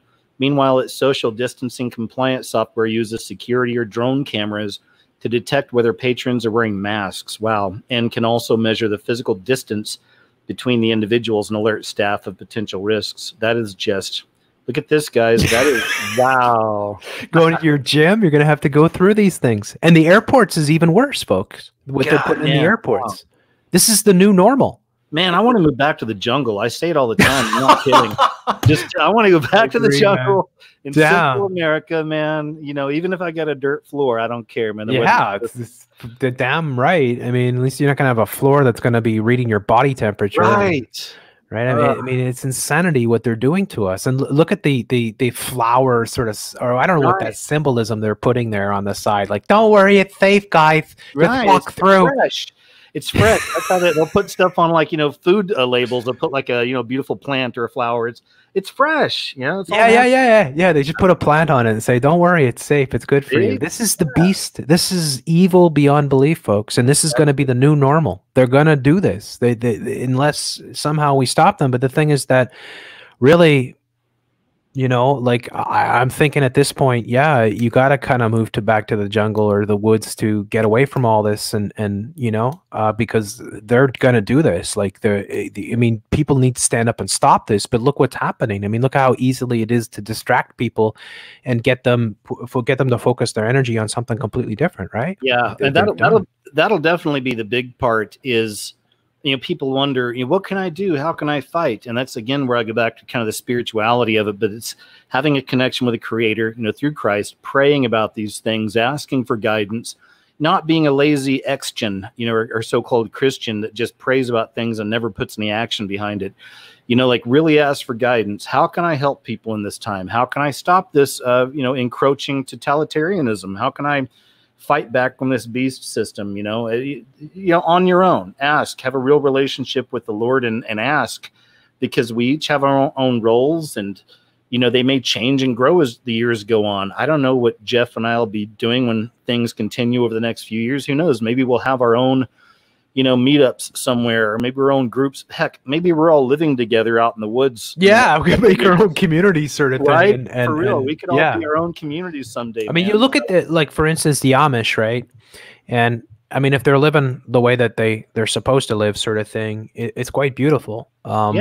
Because they reject the technology. I don't think you need to necessarily reject all the technology, because I think you can use it and harness it, like solar energy and stuff like that. But I also think, though, in many ways, like, because I did a show this afternoon with Camille, and she's like real expert in all the foods and how they're transforming all their foods on a molecular level, like, right, like the synthetic biology that they're using, and they're putting into base, you know, sugars and stuff like that. They're creating all this synthetic stuff. And you know, like the real solutions that we talk about when we do those shows is that it's the same thing, where it's like, you know, we got to go back, we got to step back to move forward. Like, stepping back means, you know, it doesn't mean full step back. It doesn't mean like everything you have to cut out, but I think like you cut out all of the beast, right? You use the tech that, not any of the surveillance tech or anything of that, but you use things like solar panels and different methods for growing crops and whatever else to maximize yields and just get away from their system and form your own communities of like-minded people. And you have a basic decree of what, you know, what you allow in your society and what you will forbid. And you have to forbid everything that's coming from the beast, because the beast here is going to be awful for people. I mean, you're seeing it right there on the screen. I mean, come on, are you serious? This is what we're going to have to go through to get some groceries.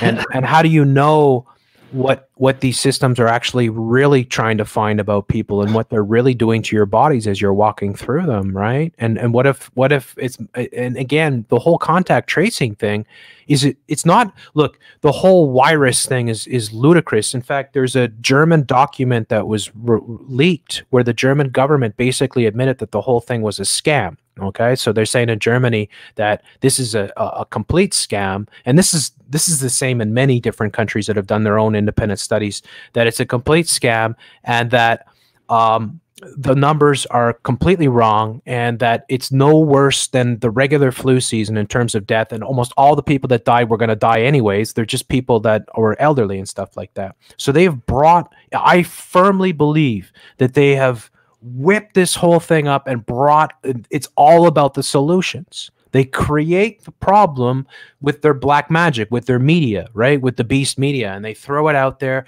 First of all, they program you for many, many years through the movies, through the television shows, through the video games. I mean, think of all the television shows that mention, you know, outbreaks or themed on outbreaks or Ebola, all these different things. They get you seeing it all the time so that you're afraid of the invisible boogeyman, right? And then you're seeing the video games and the movies and the television shows that have these outbreaks all the time. So you're already been, you don't even realize it, but you've been programmed into what they've done.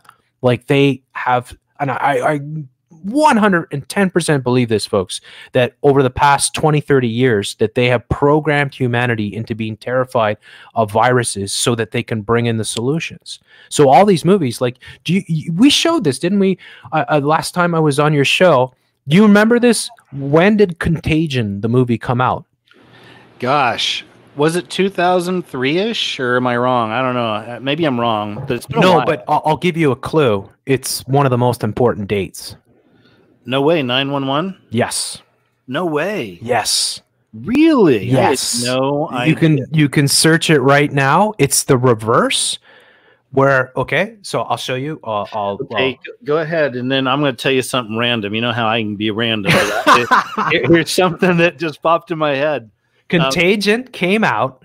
You cannot make this up. Okay? Okay. Contagion came out. Where do we have it here? 2011. And the release date for it was September the 9th, 2011. Wow. You cannot make that up, folks. Well, and if people might be like, why does it matter? If you haven't seen Contagion, it's almost a blueprint kind of for what just happened. It's 100%. Yeah. It's the script. Right down to Sanjay Gupta playing himself. Like Sanjay Gupta. Go ahead and explain that to the people. Go ahead. I showed this video. It was hilarious. There's a black dude, and he's like, he's like, I ain't no conspiracy theorist, but ain't that the same Nigger that is on CNN? And he's saying the exact same stuff. And so he's showing him on Contagion, saying, you know, we got to practice social distancing and wash our hands. And there he is on CNN saying the exact same thing. Yeah. 9 years later, right?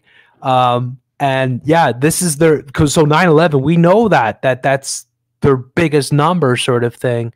And here you go, Contagion came out on 9/11, and it's the exact blueprint, right down to the very details, where it's the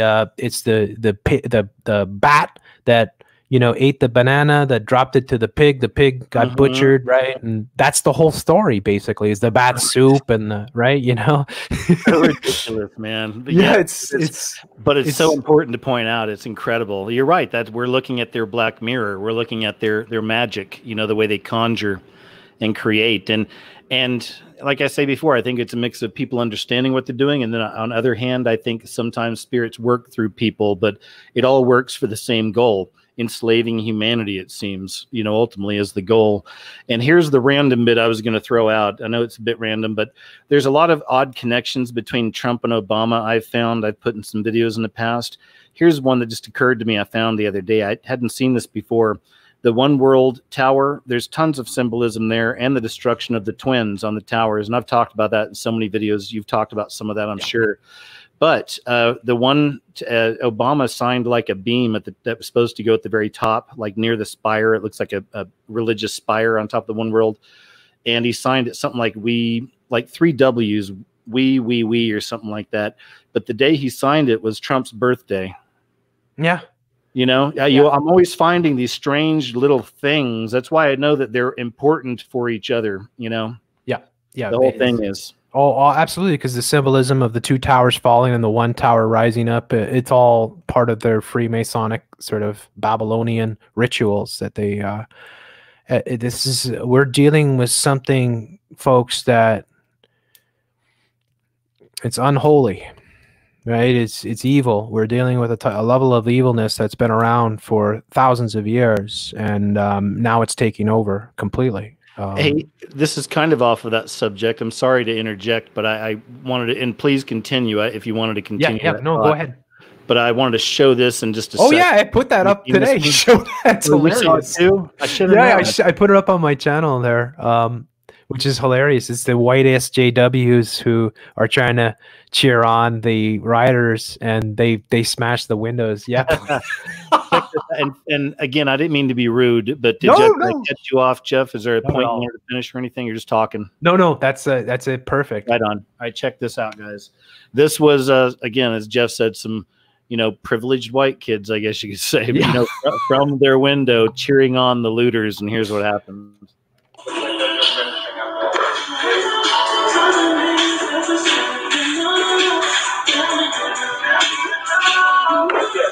Why are you on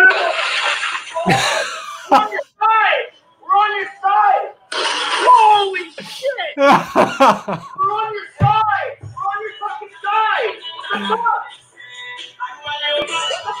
And that's what these dum-dums don't get, unfortunately. And so many people, and you know this, is that there's an energy in these people, whether they're black, white, or brown, who are doing this violence and stuff, and they don't like you. They don't want to be your friend. They don't care about you. They just want to see things burn and be destroyed, Yeah, a lot of them are so angry towards whites, and you can understand to a certain extent.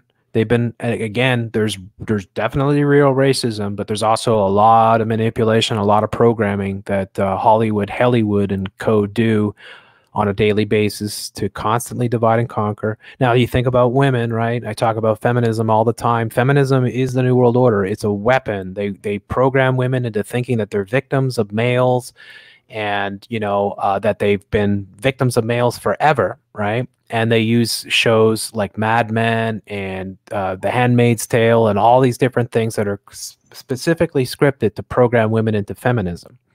So it's the same thing with the SJWs. They grow up with their Hollywood movies. They're programmed from a very early age with the Disney cartoons into this type of activism. Just like the Extinction Rebellion, like another perfect example. Oh, yeah. All these kids that are brought up by the beast, thinking that they need to take down capitalism, right, and stop having babies and depopulate the planet. So they're basically, and that's why it's no stretch at all to believe the Antifa manual is exactly what they, what we showed there, because and that's why we know there's like a pagan root to all this too, when I see it, because all these people have more love for the freaking earth, for trees, and for animals than they do their fellow human beings. So we have that occult side of it as well. This is I believe the mayor. I was just going to show the Minneapolis Attorney General. It's the Attorney General of Minneapolis. So, I mean, this stuff is so deeply rooted in American government and politics anyway, and it's unbelievable. But, at least it's all being exposed. I mean, it really is all coming out. Everything is coming out, and that's a good thing. More truth is good. At least that way people can make informed decisions, Yeah, it needs to come out, but I mean, it seems like it's hopeless for the generation that they're so hopelessly programmed, and they've been brought up that way. It's like the LGBT people as well, and they these, like you mentioned the example before, right, where these people are given huge platforms and they're given all kinds of accolades, and you look at oh yeah, hey KJ, by the way, we talked about this, you might want to talk about this, right up your alley, which is Jeffree Star and his cosmetics. Have you seen the latest palette that they put out? No, but I did see, kind of related, that Keemstar, Leafy, and Rice Gum just launched a new clothing line called Axis of Evil. It's got a bunch of demonic crap all over it. It's like, come on, kids. I mean, because like you, I watch a lot of the mainstream stuff. I watch more mainstream stuff than I do conspiratorial stuff, really, because I have my own mind on things. Like you, I have my own, make up my own mind. So I watch TMZ and I'll watch Keemstar and Drama Alert and all this other stuff to see what the kids are talking about, see what they're doing to the youth. And that's oftentimes how we find the programming that's taking place. But yeah, man, just always back to demons, always back to evil, always back to horns. No, they're not good people. I know Keemstar, and no, these guys they're Leafy too. He went after so I have a little bit of history with Keemstar, but tell me, why not? No, it's not really all that big deal. It was with Philly DeFranco, because when I was exposing Chili D, he was watching my vids and stuff. So we were corresponding on Twitter because he liked that's his competition, right? On YouTube, he likes when people like me expose Shilly DeFranco. And then with Leafy, he went after Red Pill, aka TMF, right? And made a very interesting. Just before he disappeared, he was making these videos. So there's a lot of bizarre things going on. They're very, very aware. You know, Shane Dawson too. You know, kind of reached out to me at one point when I was exposing his butt as well. Oh, really? Yeah, these people they're very, very aware of our realm. In fact, they are obsessed with our realm. YouTube, of course, with the conspiracy realm, has spent like they all these characters, whether it is Shane Dawson, Jeffree Star, you know, Hi Thifter, James Charles, they all do conspiracy videos. Oh yeah, yeah. Right? I've seen Shane.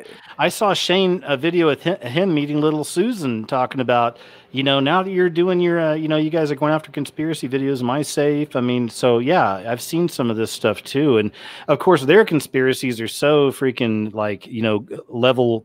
Well, yeah, they're stupid, like Chuck E. Cheese dumb. Recycling pizzas, but so Jeffree Star is the biggest cosmetic guru probably on planet Earth now, and he's a wretched Satanist, you know, that dresses up as a girl. He's worth hundreds of millions of dollars. He's got like the top cosmetic brand in the world. Now, did you see the Bloodlust palette with the Saturn cube and the purple and the Corona crown and all that? Did you see that? Let me find it. I'm gonna look it up while we're talking. You got to show this.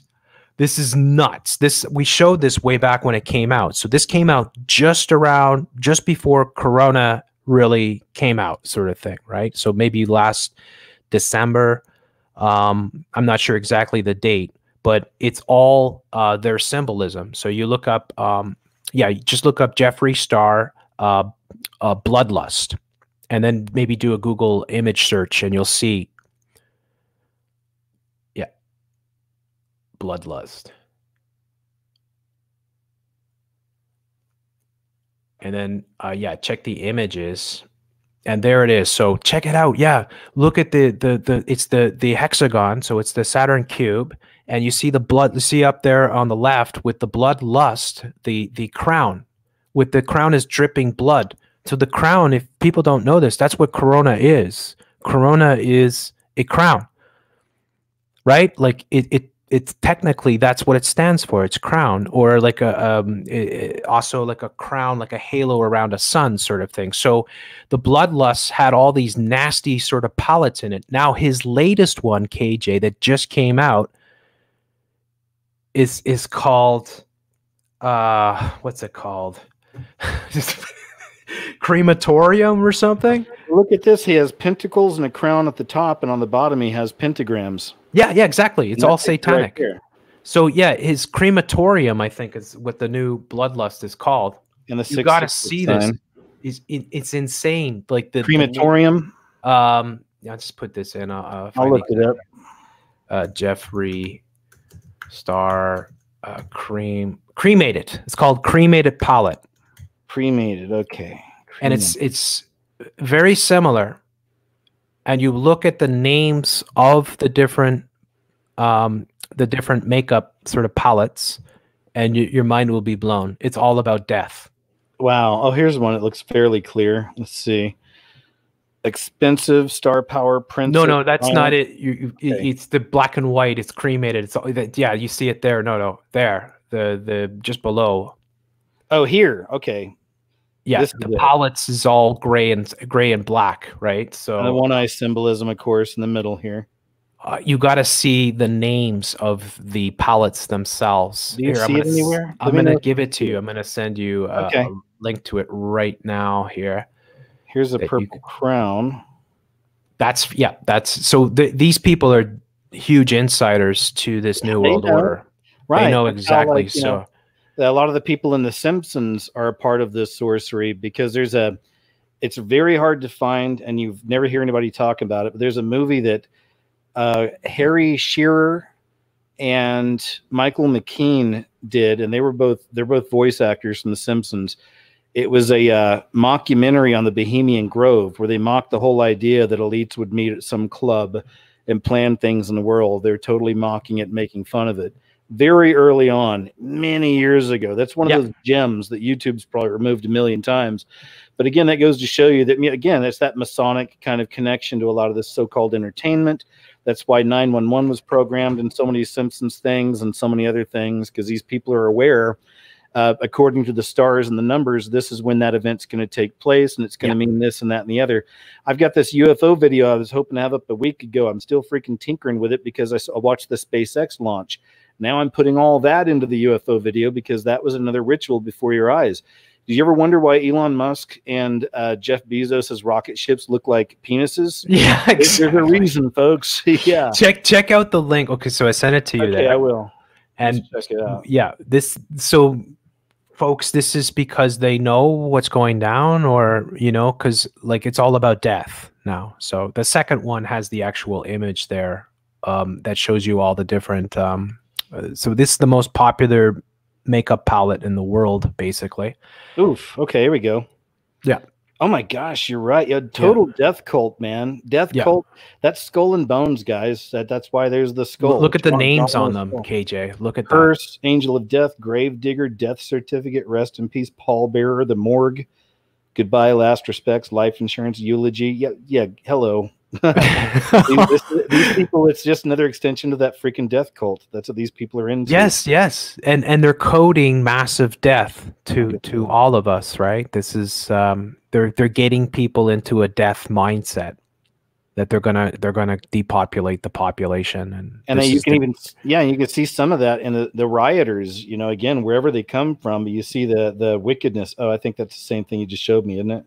Yeah, I sent you one that was just the close-up of the image, but yeah, it's the same tweet, basically. But yeah, that's Jeffree Star. You got the one-eye symbolism there, and I mean, it's the urn. I mean, it's all about death, and so they have been. The first one was all about blood and monarchy and bloodlust and drinking blood and vampirism and all that, and this one's all about death. And these, like, if people don't understand this, these, like, now your top beauty gurus are all Satanists, and they're all men, and they all put makeup on their faces, or they're transgenders. Now this gets the rabbit hole, and this is very deep, KJ. We talked. Okay, so me and Camille being the food expert, but she's also like looking into the cosmetics, because all the who is she, Jeff? I'm sorry, but who is this girl you were talking to? I don't know. Oh yeah, I've worked with her. We do a show together, Jeff C and Camille. It's Please Stop the Ride. She's great, fantastic. Okay. I'll check it out. Thanks, man. Go ahead. So yeah, so what we're showing, okay, is that all the corporations now, a lot of these corporations you haven't heard of, but they're funded by Bill Gates, Jeffrey Bezos, and all these characters. They're all the same people are involved in this, okay? So they're changing the base products in our food. So this is what's happening. The FDA just lifted restrictions on food manufacturers. They started with vending machines, and they're saying, okay, because of the supply chain being disrupted, we're allowing the manufacturers who sell items in vending machines to supplement their ingredients, right? That is because there's a shortage. So what's happening though is that in the biotech world, which is all NWO, they are building our food from the ground up, sort of thing, where they're using synthetic biology to replace the essential regular natural ingredients that you have in our foods, things like sugars, right?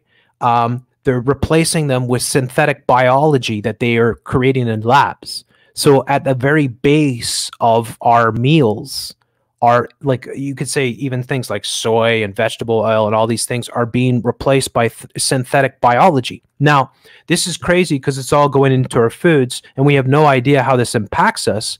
But guess what else? They're not just in the food industry. They're also massively in the cosmetic industry. So all these types of synthetic biology that they're using are going into all the cosmetic products.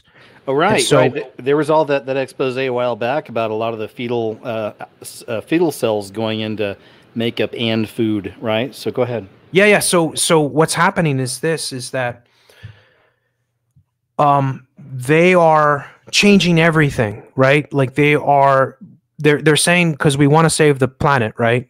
It's all sustainable development. It's all under the guise of sustainable development, that all these biotech corporations, this is like a biotech takeover, are going to produce all the new foods using this synthetic biology, right, to replace all the stock ingredients because, of course, global warming. So instead of growing crops, instead of having real wheat and things like that, they're going to grow these things in labs. And these are going to be at the base ingredients of many of your foods and cosmetics and sunscreen and all these different things that you either ingest, you ingest it orally, or you ingest it, you eat it, or you ingest it through your skin, right? Because, what happens when you put makeup and sunscreen is that your skin breathes and it absorbs those molecules. So what we're speculating is that one of the reasons why they're pushing massively on all the youth, because you look at all the youth and now all these kids are obsessed with putting makeup on their faces, because all the most popular YouTubers, Shane Dawson, Jeffree Star, James Charles, Nikki Tutorials, right? All these degenerate satanic slime are programming all the youth into putting copious amounts of this type of makeup on their faces as a daily routine. And so that's why I'm saying Jeffree Star is like, these are the most popular people on YouTube. YouTube's the most popular platform in the world, right? Period, right? Google, YouTube, the most popular thing. So everyone, this is what's trending on YouTube. You know this, right? You see these demons all the time. They're always number one, right? So what potentially they could be doing is poisoning us through their, not just through the food. So I think we all know that, right, to a certain extent, but also through the cosmetics and through the sunscreens and stuff like that. Well, yeah. Well, also I'll add in, and we know this, but a part of it has to do, ultimately, to me, it always goes back to, it's the children. We've seen all the gender bending stuff taking place as well, but now we're seeing it all in relation to the children. Remember, now, we're not seeing as much of that. I don't see that as much of a trend in the news lately. Again, watching this stuff week by week, but it shows me that for a long time that was a large part of the agenda. We know it still is, it's still there, but now there's these other things taking place that are more important, of course. That, like, this is really how we can see them putting the layers in. They had all the social stuff going on, and then the battle of the sexes, the creation of the incel culture, third wave feminism, all that stuff, and then all the the little boy Desmond is amazing, cross-dressing and all this other madness. Yeah. So we have that, and then of course, them going to the libraries and drag queen story hour. Yeah, we had all that, but now we've got, like, it's getting hardcore, right? Now we got the COVID lockdown. Now we got the riots, and as we're saying earlier, and I agree with you, most likely it'll be a war type, most likely situation. Other empires through histories, or through histories, other empires throughout history that I've seen, and I've done some videos on this, that were facing collapse. A war was always a really good idea because it's a quick way to interject money and action right into the economy. It makes a ton of money for the military industrial complex and the corporations. The money these corporations made their fortunes off war. And IBM is a great example, right? And Raytheon and frickin' Lockheed Martin and go through the list. Halliburton, yeah, exactly. They make bank off war. And not only that, the pharmaceutical corporations, you can bring in, so, like, war is money. It's a money machine. So that's definitely there, and it's a great depopulator as well, of course, because you take a huge percentage of your young youth now, which is now unisex, right? Or it's unisex, it's both, all sexes, because the trannies are in there as well. But you know what I'm saying, like the women are now a significant portion of the armed forces. Well, I think they're going to give them all the rights they could want if we go to another war here, because I've already seen news stories about them talking about a draft and pulling women not only on a draft, but also putting them on the front lines now. So this is where that third wave feminism, in a sense, has led to. And that's probably a part of the plan all along, Well, yeah, I think there are several objectives with feminism. One of them is to always, first and foremost, is to deconstruct the family. Yep. because Depopulate. Yep. yeah, depopulation. If you get women getting feminist degrees, right, going to glass towers when they're in their most fertile, because women are most fertile from the ages of 16 to like 24 or something like that, right? That's when they're the best years by far for women to give childbirth, sort of thing. They know that, and they know that if they can take women out of that, right, at those ages, that it's far more unlikely that they'll reproduce in the future. And of course, they'll reproduce a lot less if they even do reproduce.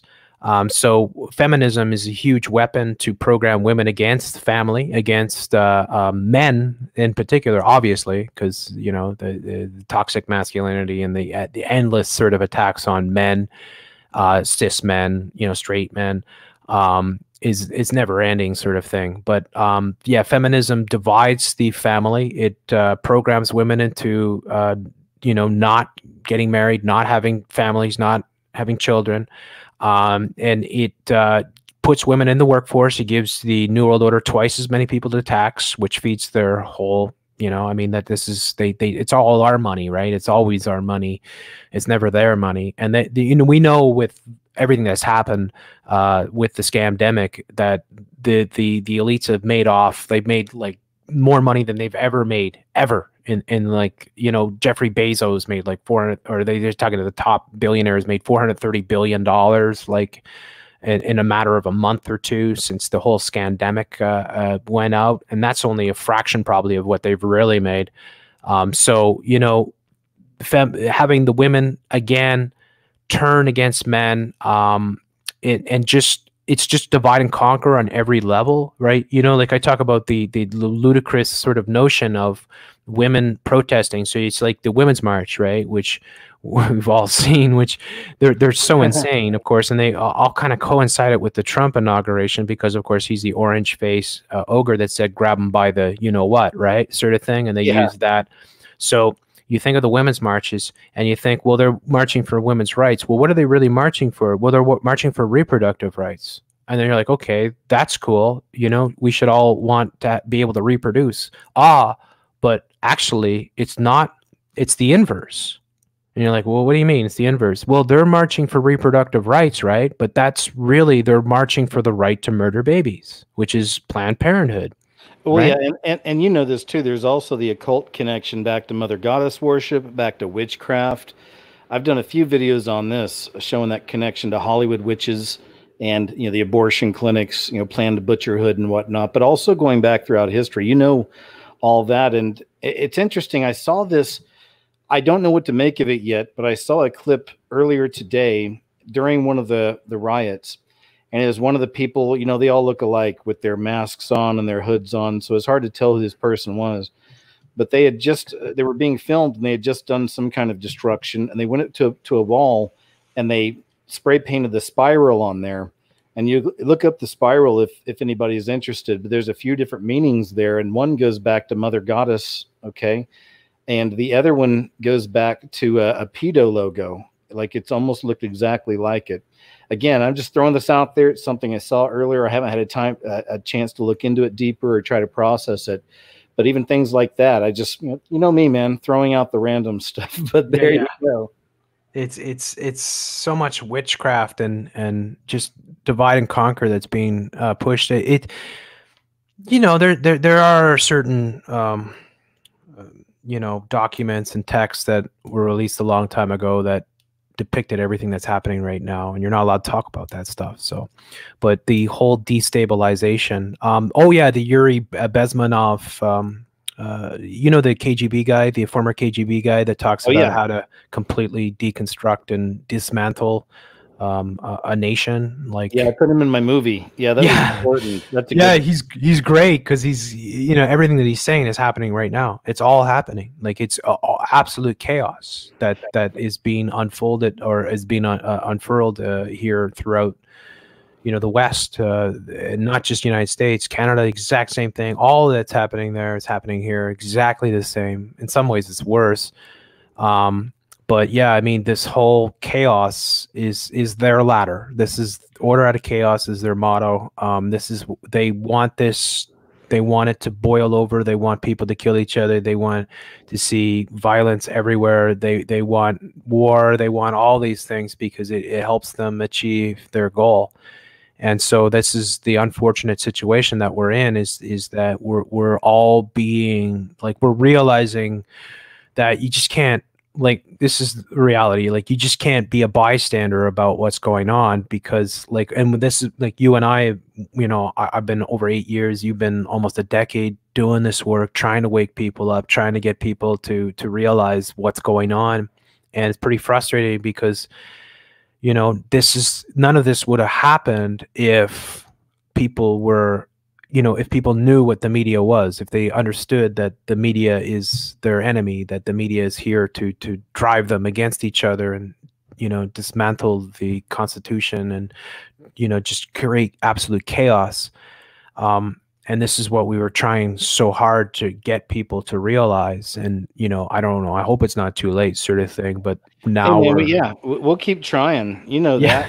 You know, we'll we're gonna try our best. And I always try to remember that, you know, Confucius wrote this. I always liked it, but that the student will always find the teacher. You know, like when people are ready for certain levels of information, they'll find you, myself, or anybody else that they need at the right time. I believe that. And I also want to throw this out there, man. So we've been going about 2.5 hours and it went by so fast, but we've already covered a lot now.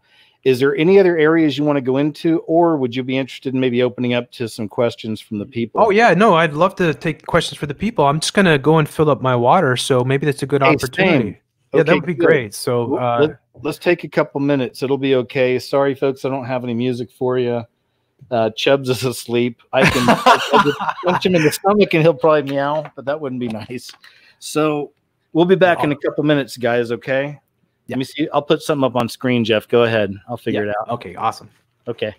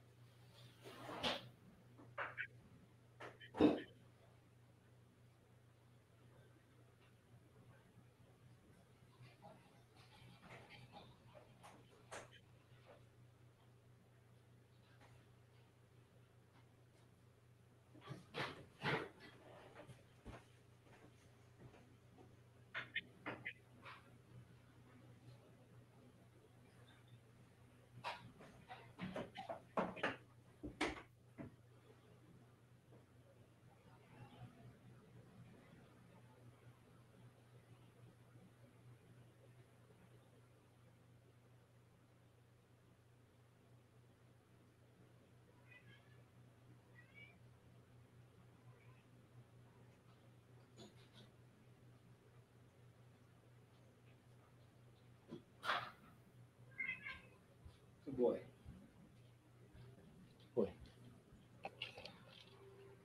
All right, you there, Jeff? Hey, Jeff, are you there? All right, he's not back yet. That's all right. So here's what we'll do, man. I'm going to change the screen here. And yeah, there we go. That's fine. I already have that up. All right, here's what we'll do, man. If you guys have any questions for Jeff or I or both, please just put it in the chat and just start it off with the word question. Please just put question first and then ask the question. We'll go through and we'll answer a bunch here for a little bit. I'm here. Hey, cool. Okay, I'm here too, man. You hear me? Yeah, absolutely. All right, nice. All right, so I just told everybody that, you know, if you have a question for us, either one of us or for both, just write the word question first and then ask the question. So here come a few coming in. Here's the first one. Do you think 16-year-old girls should have children? From LSAE. Probably joking around here. Well, I don't know. As long as it's not my 16-year-old, I don't know if it's really in my business. I don't know. People used to have children around that age in the early 1900s, and I'm sure before that as well. Earlier, yeah, Sure. Like way early, probably even back to Egypt and all that. They had, young, like concubines, and young women were getting pregnant, right? Like 12, 13, 14, I guess whenever they could. Yep. So there's that LSAE. All right, let's see who else is next here. Scrolling through here. Sorry, guys. It takes me a second sometimes. Scrolling back. Okay, if I miss one, you may have to repost it. Space Lady says, "Why is everything racist?" Yeah. Well, because who controls it? Yeah, it's part of the plan. See, right? It's normal for people to be tribal, and it's normal for people to, be amongst people that are like themselves, right? It's only normal, right? It's not an evil thing. It's just a normal thing. But they make the way that they split it up is like you're only allowed to be tribal if you're, say, black, or you're Jewish, or you have to be of a certain thing. But if you're white, you're not allowed to be at all. So there are different rules for all of that. But yeah, I'm with you on that. Here's Jeff Armistead. Do you think Floyd is in the Bahamas or is dead? I don't. Yeah. I don't know that. I don't know. Because the video is so convincing, but yeah, I fully believe they're capable, very capable. I mean, it could be a Hollywood production. There's actually footage from the other side that people have shown, in which there's another angle, and you can't see the people that were filming it in that shot, sort of thing. They should be there. Now, it's possible that they arrived a bit later, but we usually say on a beach in Tel Aviv or something. Yeah, but, I mean, like Epstein. I mean, if I was a gambling man, I'd bet he's most likely in Israel right now. Yeah. So that's just me. But all right, here's another one, man. Thanks, Jeff. When is Jesus coming? A lot of people wonder. I sure don't know, but I believe we're in that season, but I don't know how long a season can last, because time is different for us than it is for the Creator, that we can barely figure out. There's so much stuff we don't even understand, but that's kind of my take on that one. From Baby Dumpling. Hey, KJ and or Jeff, do you think these Satanists who run the world believe in reincarnation? I can tell you immediately, yes. That's part of of Kabbalism, is they're big into reincarnation. Also, I wonder why they work so hard on plans they will probably never see in life, because they bought the Luciferian lie. They believe Lucifer really is the good guy. He's the one who provided knowledge for us and guidance, and the Abrahamic God, our Heavenly Father, is the bad guy. Not the Abrahamic, but just say our Heavenly Father, the Most High, is the bad guy, right? So it's all twisted and inverted. I believe these people genuinely believe it. They really do think they're in the right. I saw an interview with the guy that married Kat Von D, who's a famous tattoo artist, and also she's a pretty lady, has a bunch of tattoos on her. And he was talking about, right after their wedding, he was talking about their religion is that he's a Luciferian, and he explained it out perfectly. And that's really what a lot of these people, I think, believe. That Lucifer's the good guy, the one world order is the right idea. It's going to be his kingdom that they're going to win. A lot of them believe in the astrotheology idea that Jesus really is a myth and made up, and none of that's even real, nothing to see here. So that kind of emboldens these people, and that's my take on it. And then there's a whole Kabbalistic side of reincarnation as well. Go ahead, Jeff. Yeah, that's I agree. Yeah, that's exactly, they this is what they believe in, right? And they want to manifest it. So that's it almost like, yes, it matters what you believe in, but it's what they believe in that they're trying to manifest. So it's and what KJ said is exactly true. That's by all evidence. They're Kabbalistic, and they're Luciferians and all that. So right. And also the whole idea of reincarnation also, I believe, can provide them with some relief of their wicked deeds they do in this life, Yeah. Like, we're just going to keep coming back. So well, they're also that right? That hermetic sort of approach that they try to fool themselves with, where, to do good, you have to be able to do evil, kind of thing. So they often play that a lot. I show that symbolism all the time. That's the purple and gold, by the way, or the gold and purple, which the LA Lakers, and with the whole Kobe Bryant is very telling, all part of their sort of their beliefs, sort of thing. So yeah, but go ahead. All right, man. Blumen next. What made you get into conspiracies? Go ahead, man, if you want to go first. Yeah, I don't really think of it as like I don't think of myself as a conspiracy theorist, even though probably everybody I know does, at least me.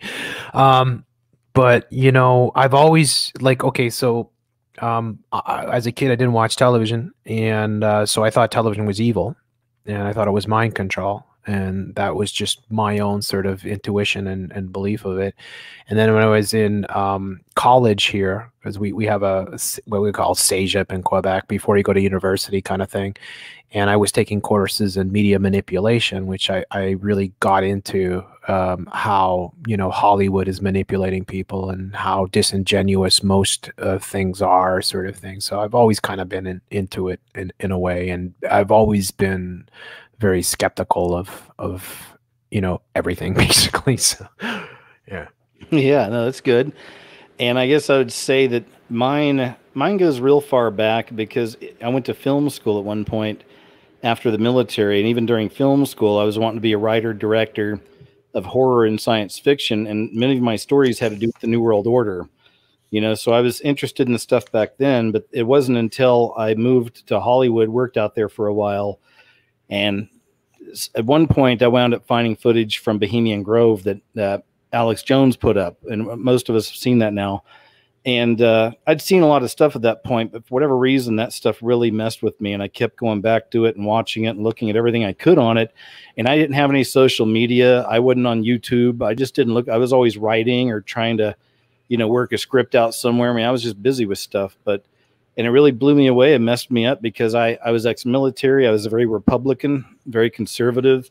I thought George Bush was a good Christian man and it was a good Christian family. And I was naive. You know, I didn't know. I mean, I was sucked into it just like everybody else. And that's when I really woke up. And I even prayed. I was like, man, Lord, show me everything. I want to know everything. And I've already got an investigative mind. And I put that to it. And I went down every rabbit hole I could find.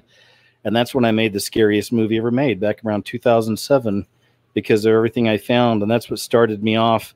It made me give up my Hollywood dreams and everything. You know, that's what made me who I am today, I guess. So that's kind of my story there. And, you know, there you go. Let's see. Here's another one. Excuse me.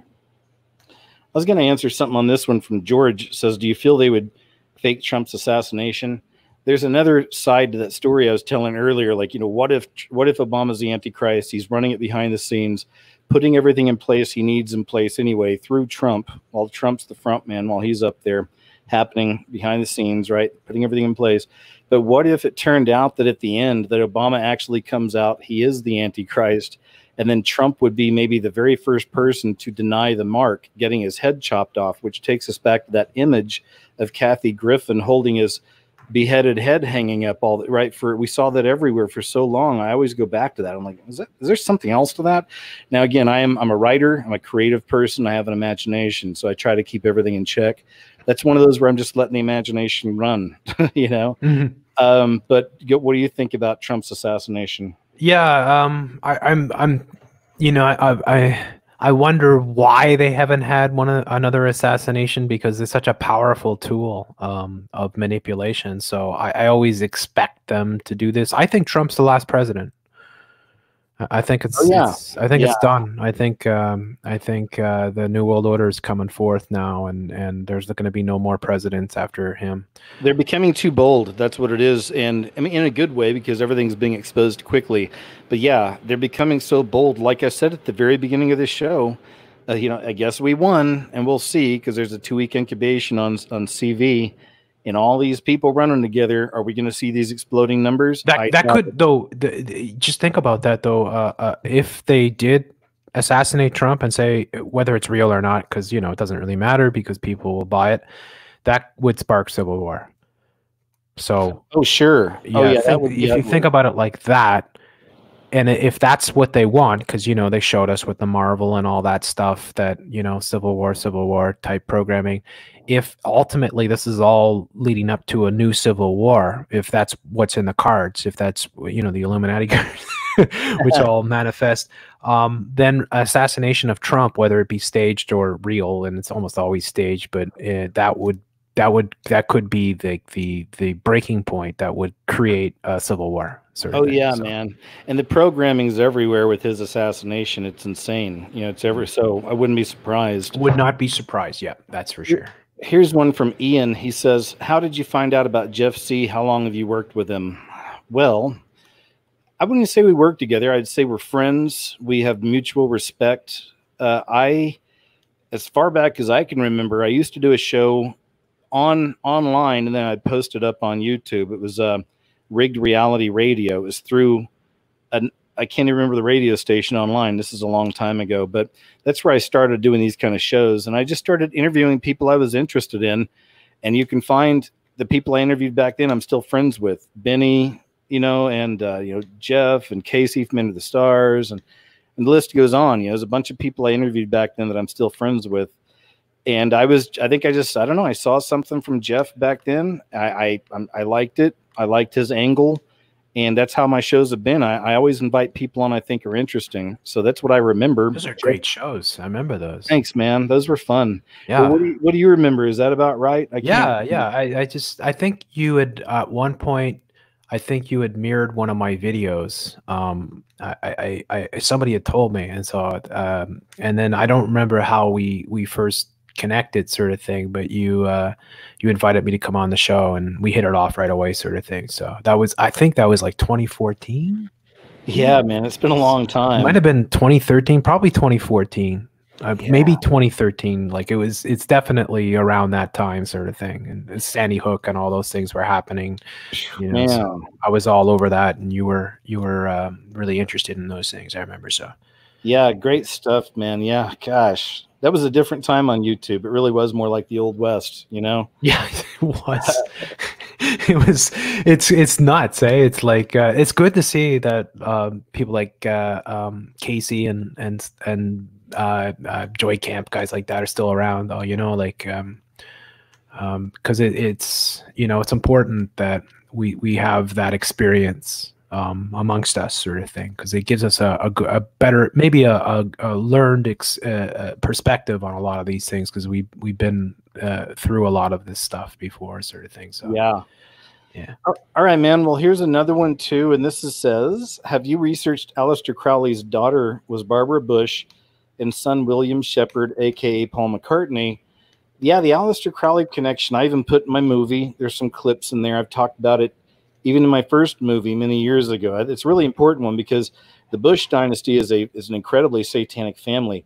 They even had Bush even had Ozzy Osbourne show up to one of his gala dinners and said something like, my mother's a big fan of yours, or something like that, because he sang a song, Aleister Crowley. I mean, there's just things like this. But yeah, I believe in the whole lineage there. There's a lot of videos. I've shown images of the Bush and his daddy, their eyes being the perfect demonic slits. That's happened on way more than one occasion. And yeah, that's a demonic evil bloodline as far as I'm concerned. Now, as far as the William Shepard, Paul McCartney stuff, I never traveled real far down that rabbit hole. There's a YouTube channel called Trev's Chan 2 that I'm sub to, because he always talked about Walking Dead, and I've watched that show for years. But lately he's been getting into more so-called conspiracies, and he's talking a lot about the Paul McCartney, Fall McCartney, right? The fake Paul McCartney. Do you know anything about that, or go ahead? Yeah. Because it was 1966, and I'm a huge Beatles fan. Okay. So I grew up with the Beatles. They were like the best band ever, like when I was a kid. Like my parents had all the records and stuff like that. So the thing about it, though, okay, because like what they say about Paul McCartney is like that he died in a crash, right? And the original Paul McCartney, and that he was replaced by the Satanist sort of guy, right? The only thing that I would say about this is, being a music head, right, and like watching so much stuff on the Beatles, is watching the interactions with Paul McCartney, with Ringo Starr and George Harrison when they would get together, okay? So you can watch a lot of these videos on YouTube. Now, I just want you to think this out. They would talk about the old days, and then Paul would start singing off lines of, remember this one? Remember this one? Oh, yeah. And they would just start playing it, sort of thing, right? And so how is it that the Paul McCartney that exists today is so fluent in everything that happened way back in the days of Hamburg and everything else, and he can just riff off songs that they used to do, and he remembers stories so well. You know, that's makes me think that no, it's probably just Paul McCartney, but you never know. Like, also, there's a film called The Silver Beetle, which is very disingenuous. It's a very popular and well produced. Paul McCartney is, you know, whatever that guy's name was, and there's a lot of lies in that.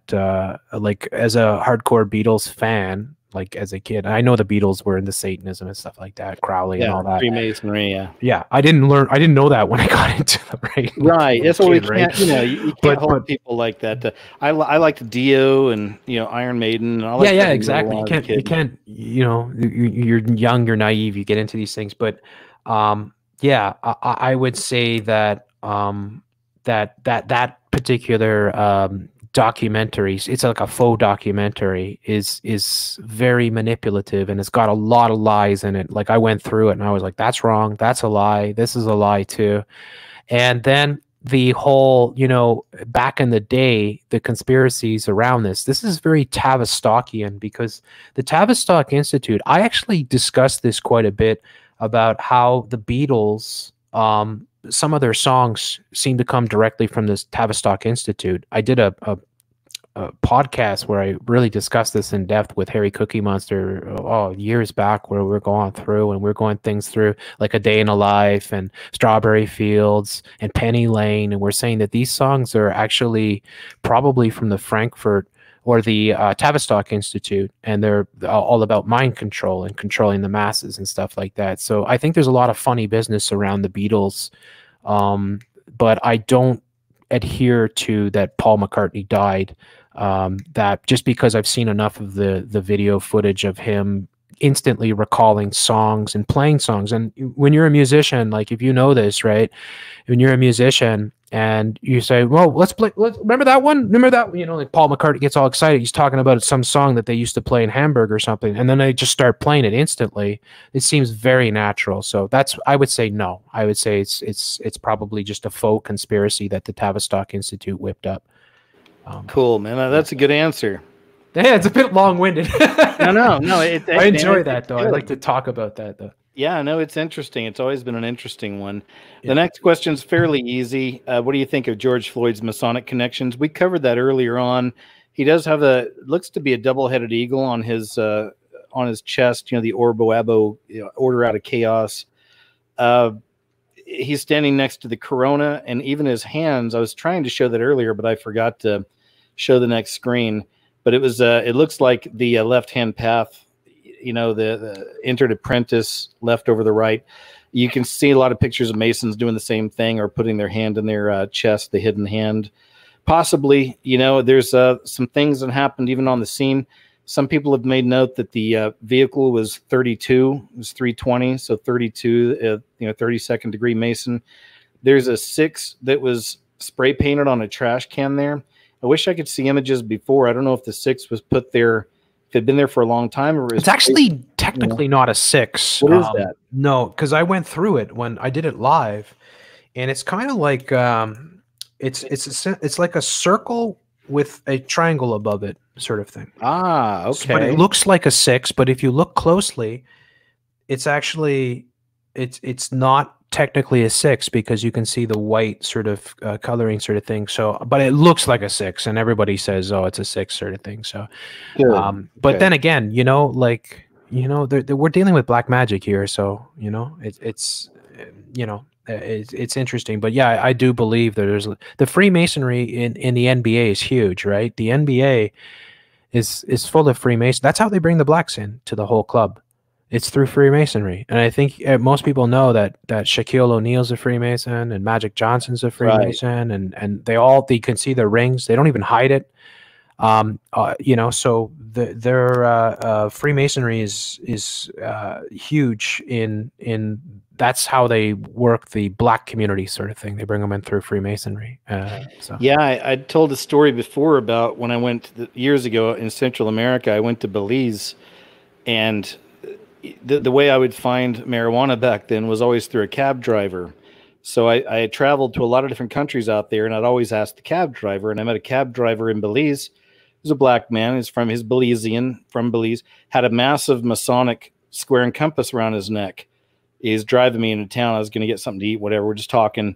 And he told me he was a 32nd degree Mason, actually took me to the Masonic, because I told him I had an interest in it. Not that I wanted to enter, but I was like, oh, I've read a lot about it. I know about it. He actually took me to his lodge in Belize, like downtown, and showed me everything. And it's all the same stuff you guys have seen. And I was able to recognize most of the symbols in there. You know, it was a really interesting conversation. He didn't seem an evil man. He didn't try to trap me. He didn't try to make me a Freemason. It was just a conversation. He didn't know anything about me. He just thought I was some American guy that thought this was interesting, you know? Yeah, they know exactly what they can say and what they can't say. I mean, they're drilled in that. Like they want the lodges to have a positive image. I mean, the lodges are all across America and all across the world. And they're big in Belize too. That's what he was telling me. That's a huge thing out there. That's how it would work, because, you know, like the Freemasonry, other sort of cults work very well as well, like Mormonism, right? Like for New World Order cults and stuff like that, because like it's a cult thing, right? It's all cults because it's all secretive.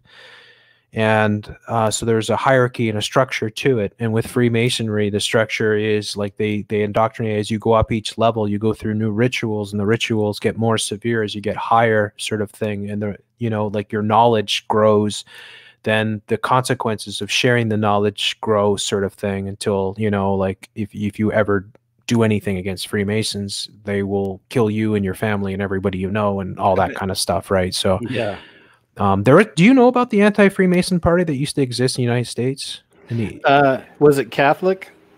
I don't. Well, I can imagine, probably, but it was during the mid-19th century, 1850s, that there's a Freemason party that actually had significant impact in American politics and for a spell elected quite a few people. And it was because a prominent person within society was killed by the Freemasons. So they never found his body, he just disappeared, but he was exposing Freemasonry. And so they knew that Freemasonry was a huge problem. So it became such a big problem in American politics. And it's like, that's, unfortunately, right, that's part of our history. It's a shadow history, and it's all kind of concealed. But like Freemasonry it's not cool, honestly. Yeah, these people are running our lives, and they're doing things in secret. They won't tell you. That's the issue. Go ahead. Yeah, just like with, you know, when both Bush and Kerry were interviewed, you know, about when they're facing off against each other, and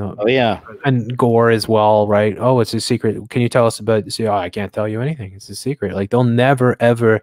That's dealing with Yale and Skull and Bones, right?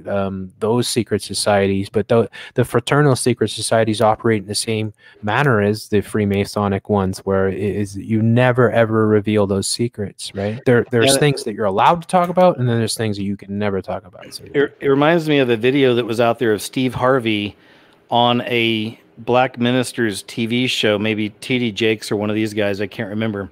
But as soon as they came up, they gave them the Masonic handshake, and they mentioned something about Masonry, and then suddenly Steve's like, ah, ha, ha, that's funny. We can't be talking about that in front of the cameras or something. But I don't know if you ever saw that. Some of y'all could look it up. Maybe some of you guys remember that. But yeah, just another example. We know the brotherhoods with black people, with white people, and well, even with women as well. You know, the Order of the Eastern Star. Tons of that stuff as well. The women have all their Freemasonic orders as well. So it's.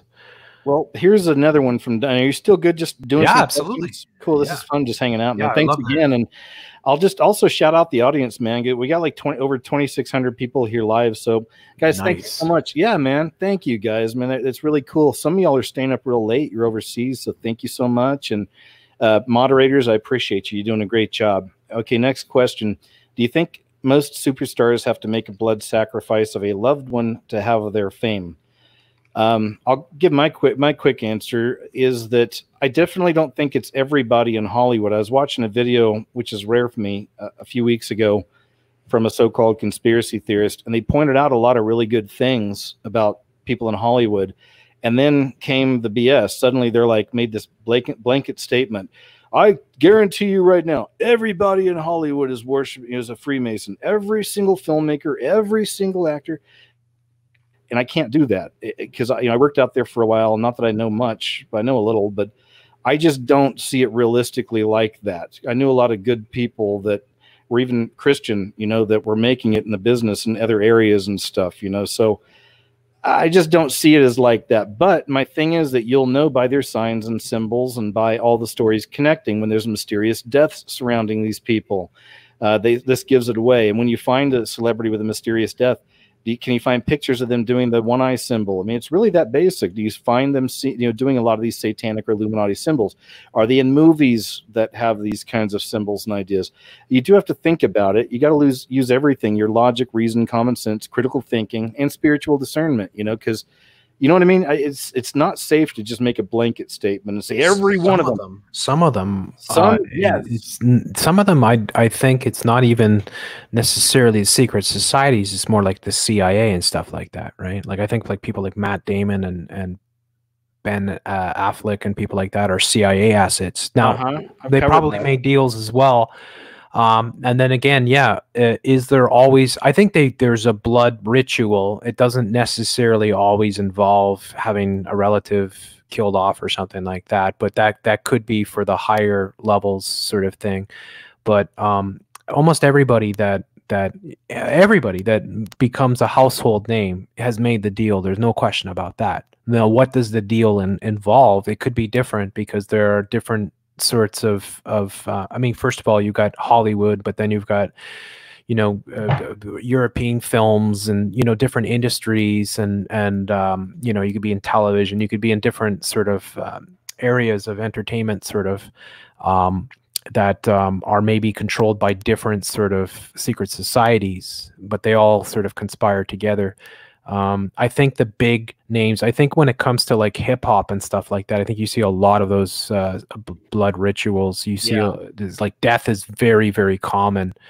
And maybe that's just all about control, right? Like you want to have total control over these people. But yeah, it's hard to know, right? We know that it happens. It's just what level. It's, again, as KJ says, it could be a case by case thing. You never really know. Yeah, and there's a really interesting one y'all can look into. It's the death of Brittany Murphy. There's a lot of symbolism around that, a lot of numbers, a lot of dates. There's just a lot of things that lined up with her death I remember that were really obvious. Like things like that. Yeah, man, I absolutely believe they carry out certain sacrifices on certain days. They did it on 9/11, man. It was a massive satanic sacrifice, if you will. Massive in front of the entire world. So sure, they do it, even on smaller levels. Against they kill off celebrities all the time. And then when the celebrities die, it's hard to know because did they really die? Like Chris Cornell, is he really dead or is he on a beach in Tel Aviv kind of thing, right? You don't know 100% because like these people, even Elvis, right? Elvis, of course. Elvis would have been in the club for sure. In fact, Elvis was a CIA asset, and the CIA are deeply connected to Satanism. Prescott Bush. We mentioned the Bushes before. We mentioned George Herbert Walker and his son W, right? But Prescott Bush is the one that you really want to pay attention to because he was one of the founders of the CIA itself, right? And this is all coming out of Operation Paperclip and everything else, going way back, right, to the Second World War sort of thing. But yeah, the CIA has used Satanism, and there's a lot of that. So the CIA also with Mormonism, right? Because the cult, like Mormonism has that cult. Masonry. Yeah, masonry. A lot of masonry, Yeah. So like different cults operate on different ways, but they're all basically secretive, and they fit that control sort of grid sort of thing. So yeah, it's and Daddy Bush was the head of the CIA when JFK got popped and made the phone call. So there's a photo of him right next to the book depository, right? Like it looked like he might have even been in it on the assassination, but that is an evil family. It really is. All right, here's another one, man, from Kev. Hi, Kev. How do other countries play a role, do you think? I just got an update on my phone where it says Iran, Turkey, Russia, and China are celebrating the collapse of the U.S. Gosh, I mean, we know that it's heading that way. Jeff and I were talking about that. It's heading towards a war, so I'm sure you're going to see a lot more like that. What do you think, Jeff? What was the question though? Is oh yeah, what I see it up on the screen. How do other countries play a role? Do you think, since he got this update about how Turkey, Russia, and China are celebrating a collapse? Yeah, it's the big question is how much a part of how, like, at the top, right, when it comes to the countries, like a lot of people would say, or a lot of people that they would say things like, say, a lot of the Cold War was just manipulation by secret societies, and that's just a form of control, because if you always have this enemy, that this specter threat, it's very easy to control the people, and it serves both power systems, right? And you see with China and the whole Kobe thing, it's very, very interesting, because you got Trump playing the role, he's blaming the China virus, all that stuff, but you know, I think in many ways it's a lot of backs being scratched, because I think China, and by and large, was able to stomp out a lot of the Hong Kong protests and you know, get rid of a lot of dissidents and accomplish a lot of different things with their sort of Kobe, you know, psyop that they carried out there. And I think we're in truly a global world order. When we saw with Iran, for instance, right, where the Iranian minister was up on stage and he's wiping his face, and all the theatrics that went with that, Iran was playing roles, so also showing mass graves and all this fear, and it fed into the whole narrative of Kobe. So it makes me feel that most of these nations are working together to accomplish this new world order, and that there's a facade that we all get, that that's the bad guy, or, you know, like the, you know, for instance, the North Korea, right? I mean, it's like wag the dog, really. I mean, what do you know? I mean, for all we know, it's just, you know, it's controlled by China or something. It's just a imaginary boogeyman that they set up and use to control, you know, use as like this factor, so that we have to have massive military and all this stuff, and they can bring it out and they can use it as you know, a threat, and then eventually maybe manifest it into wars, things like that. That's my biggest question, really. How much is China and Russia part of the New World Order? And in one country that's very, very making a ton of deals with China, there's one country in the Middle East that's making a ton of deals with China. They're very, very active. It's called Israel. So there's some really, and of course, if you, like, I think of United States and Israel kind of like, have you seen the movie Mad Max Beyond Thunderdome?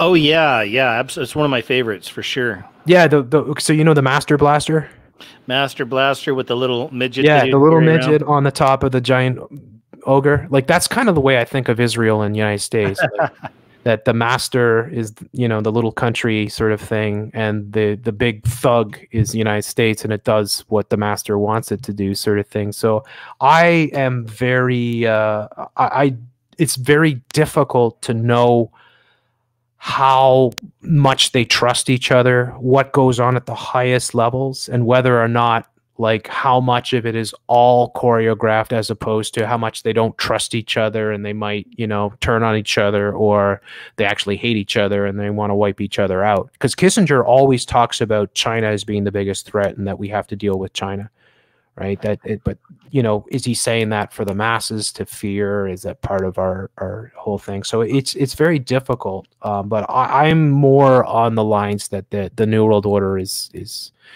pretty much in control of most of these nations.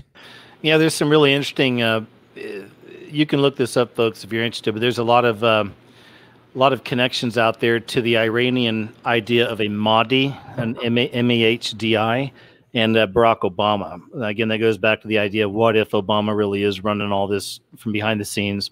Mainstream's even saying that now. And what if it came out like that? That's just another fun rabbit hole, if you're interested, is all the odd spiritual connections between the idea of this Iranian Antichrist savior and Obama himself. I was throwing that out there. They had that show that came out too, eh? Oh, or has it come out there with the Messiah or whatever? Yeah, that's one of those I keep meaning to put into a bigger video, and I will someday. But yeah, it was called Messiah, right? Yeah, on Netflix, and it was totally about the Mahdi. You know, it really was Decay, or whatever it's called. Dajjal, I think. Oh, the Dajjal. Yeah. Sorry, that's what the Dajjal. But yeah, it's he was the Arabian Jesus, basically, if you will, but really the Antichrist for he us. poses as the savior, but he's really and so Netflix and it's interesting because Netflix put that out. I don't know, is it aired or It's already come out. I watched it. Gosh, probably 3 months ago. But they even like I said, I've made notes. I've got notes on it, man. There's a lot of symbolism in there. They even have him pose in front of Osiris's penis, the Washington Monument, in front of the reflecting pool, just to make the point. This is the Antichrist. That's one of the moments they did that. So yeah, but you bet. And that's the other thing we wonder, because we know that everything else is predictive programming. We see things all the time coming to fruition, coming to reality that was programmed in TV shows and movies before. So what is that Messiah TV show telling us? Is that a sign of perhaps something that's coming?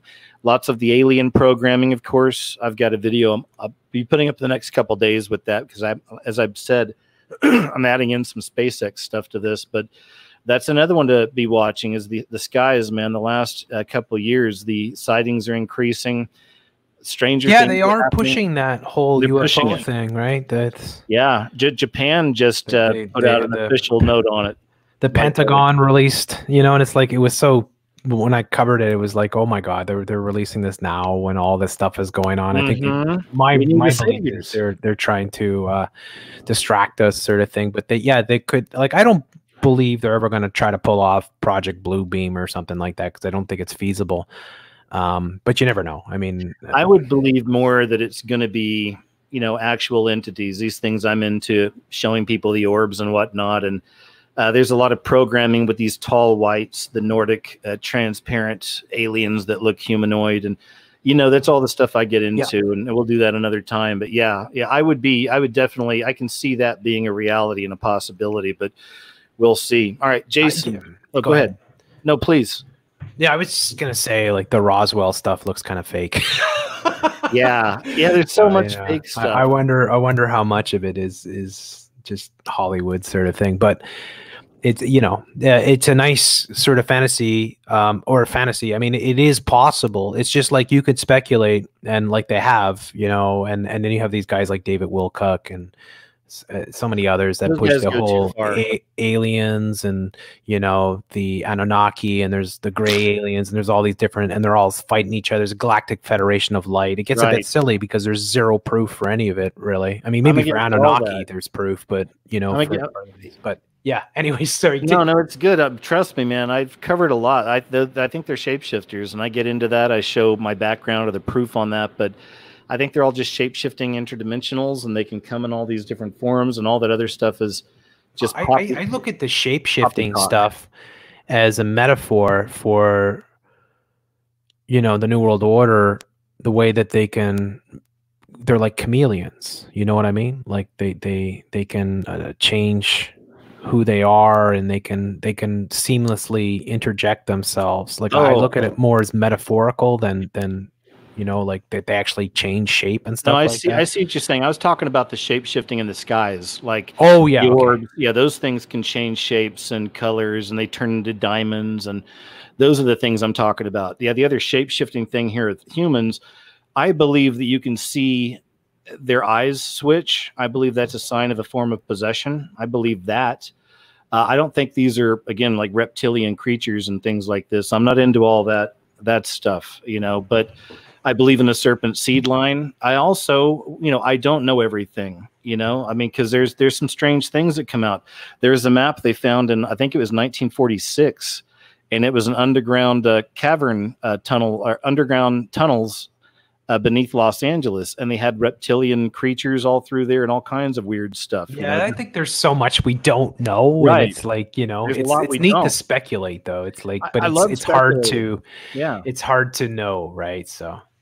Absolutely. All right. Well, hey, we'll move on. Here's another question from Jason. It says, have you heard of the new claim to the throne of England? New king of England is named as Christ, King James III. I've seen a couple of headlines on that, but I haven't explored it, Jason. I'll probably look into it the next few days and maybe talk about it Friday. Do you know anything about that? No, Jeff? I haven't heard about that. Yeah, sorry, man. We haven't heard about that. right, let's see what else we got here. Here's one. Oh, from Ian. Do you think there's any validity to the claim of Isaac Newton's prediction for the return year of Christ as being 2060? I've never heard of that, but honestly, man, I never get into any date setting or areas where this could happen or that because, well, for one, you're not really supposed to be setting dates, but number two, it's just our reality is so unpredictable. Just when I think I've seen it all, I'll see something new or I get a little surprised. And I haven't been this way as much over the last, since the last couple of years. It's just really, there's an increase in craziness. The energy's crazy. We know there's a lot's going on, and it's hard to predict things. So I, not to sound like a new age hippie, but I practice more of kind of a Zen, kind of be here now life. You're right. I just stay in the moment. I can't worry about my past. It's done. I'm not going to worry about my future because it hasn't happened, but I can control right now. You know what I mean? So I live like that all the time, right here, right now. It helps me stay focused on all the things I look into, and but I look forward to Christ's return, and I don't worry about raptures and all that or when it's going to happen or this or that. I'm taking it day by day. I pray that if there's some catching away, I get to go. But if not, I know that the Lord's going to guide me, So again, I'm not in fear of these things, not trying to predict anything. And that's just kind of my take. Go ahead, Jeff. Yeah, I don't believe in living in fear either, because that's a way of control. Fear, that's what fear is, right? It's a method of control. But I do believe you have to, try to stop what they're trying to do.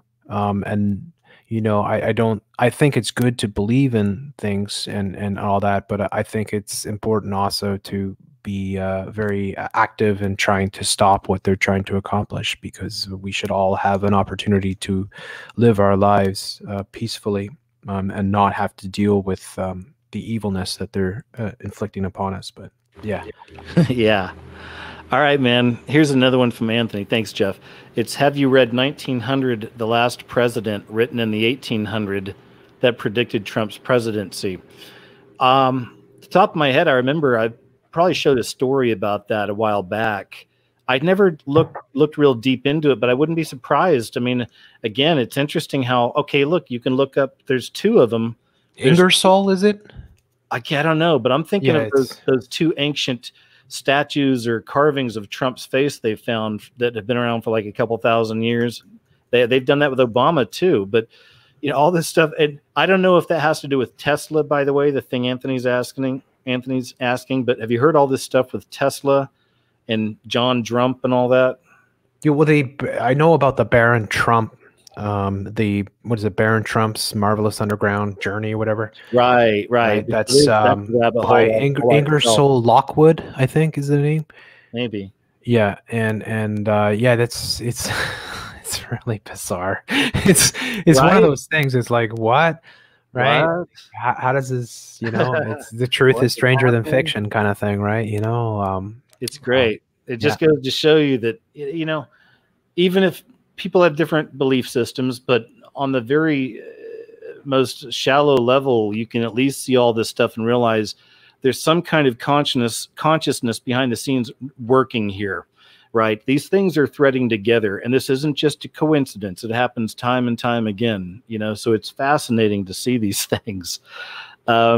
Here's one from Vicky. What do you think about the Mandela effect, and do you think CERN has something to do with it? Man, Vicky, I did one video talking about Mandela effect, but it wasn't what you would think. But, I think, unfortunately, it's no offense to anybody out there, but I think that's closer to kind of a flat earth type situation. And I think people have taken the idea, and some really solid, interesting examples, by the way, and like ran with it and has just made it crazy. Now I got people writing me saying the Bible's being changed and, all this other stuff. Yeah. And it's just really gotten out of hand, I think. I don't know. What do you think, man? Yeah, you're right on. I actually exposed the Mandela effect many, many years ago, and I know all about it. I know all the claims. I know the people responsible. I know about Fiona Broome, who's from MIT. and most definitely in an alphabet agency. And she also believes in fairies. Also, Mandela is based on the notion that Nelson Mandela died in the 80s, and all these people have these memories. I lived through the 80s, and Nelson Mandela did not die at all. And I remember in the 90s when the World Cup of Rugby was held at in South Africa, and Nelson Mandela was there. There's never ever been that. They're taking advantage of people's bad memories. These are operations like Flat Earth and stuff like that, where they these are sophisticated, and they put a lot of assets on it. And there are a lot of things that we all commonly misremember, like Luke Skywalker and Darth Vader and things like that, Field of Dreams and so many other examples. And it's just common things that we all get wrong. We get everything wrong. I mean, you'd be amazed at how many things that just happened yesterday that you would remember wrong. They know this, the powers that be, the alphabet agencies that infiltrate the truth movements, and they put these conspiracies in there to accomplish all different things. Like, they're studying us, they're finding what we fall for. They also find that conspiracy theorists tend to fall for a lot more things than other normal people do, and this is one of those examples. But I don't believe there's any truth to it, and no, I don't believe that any of these things that they claim have changed at all. None of them.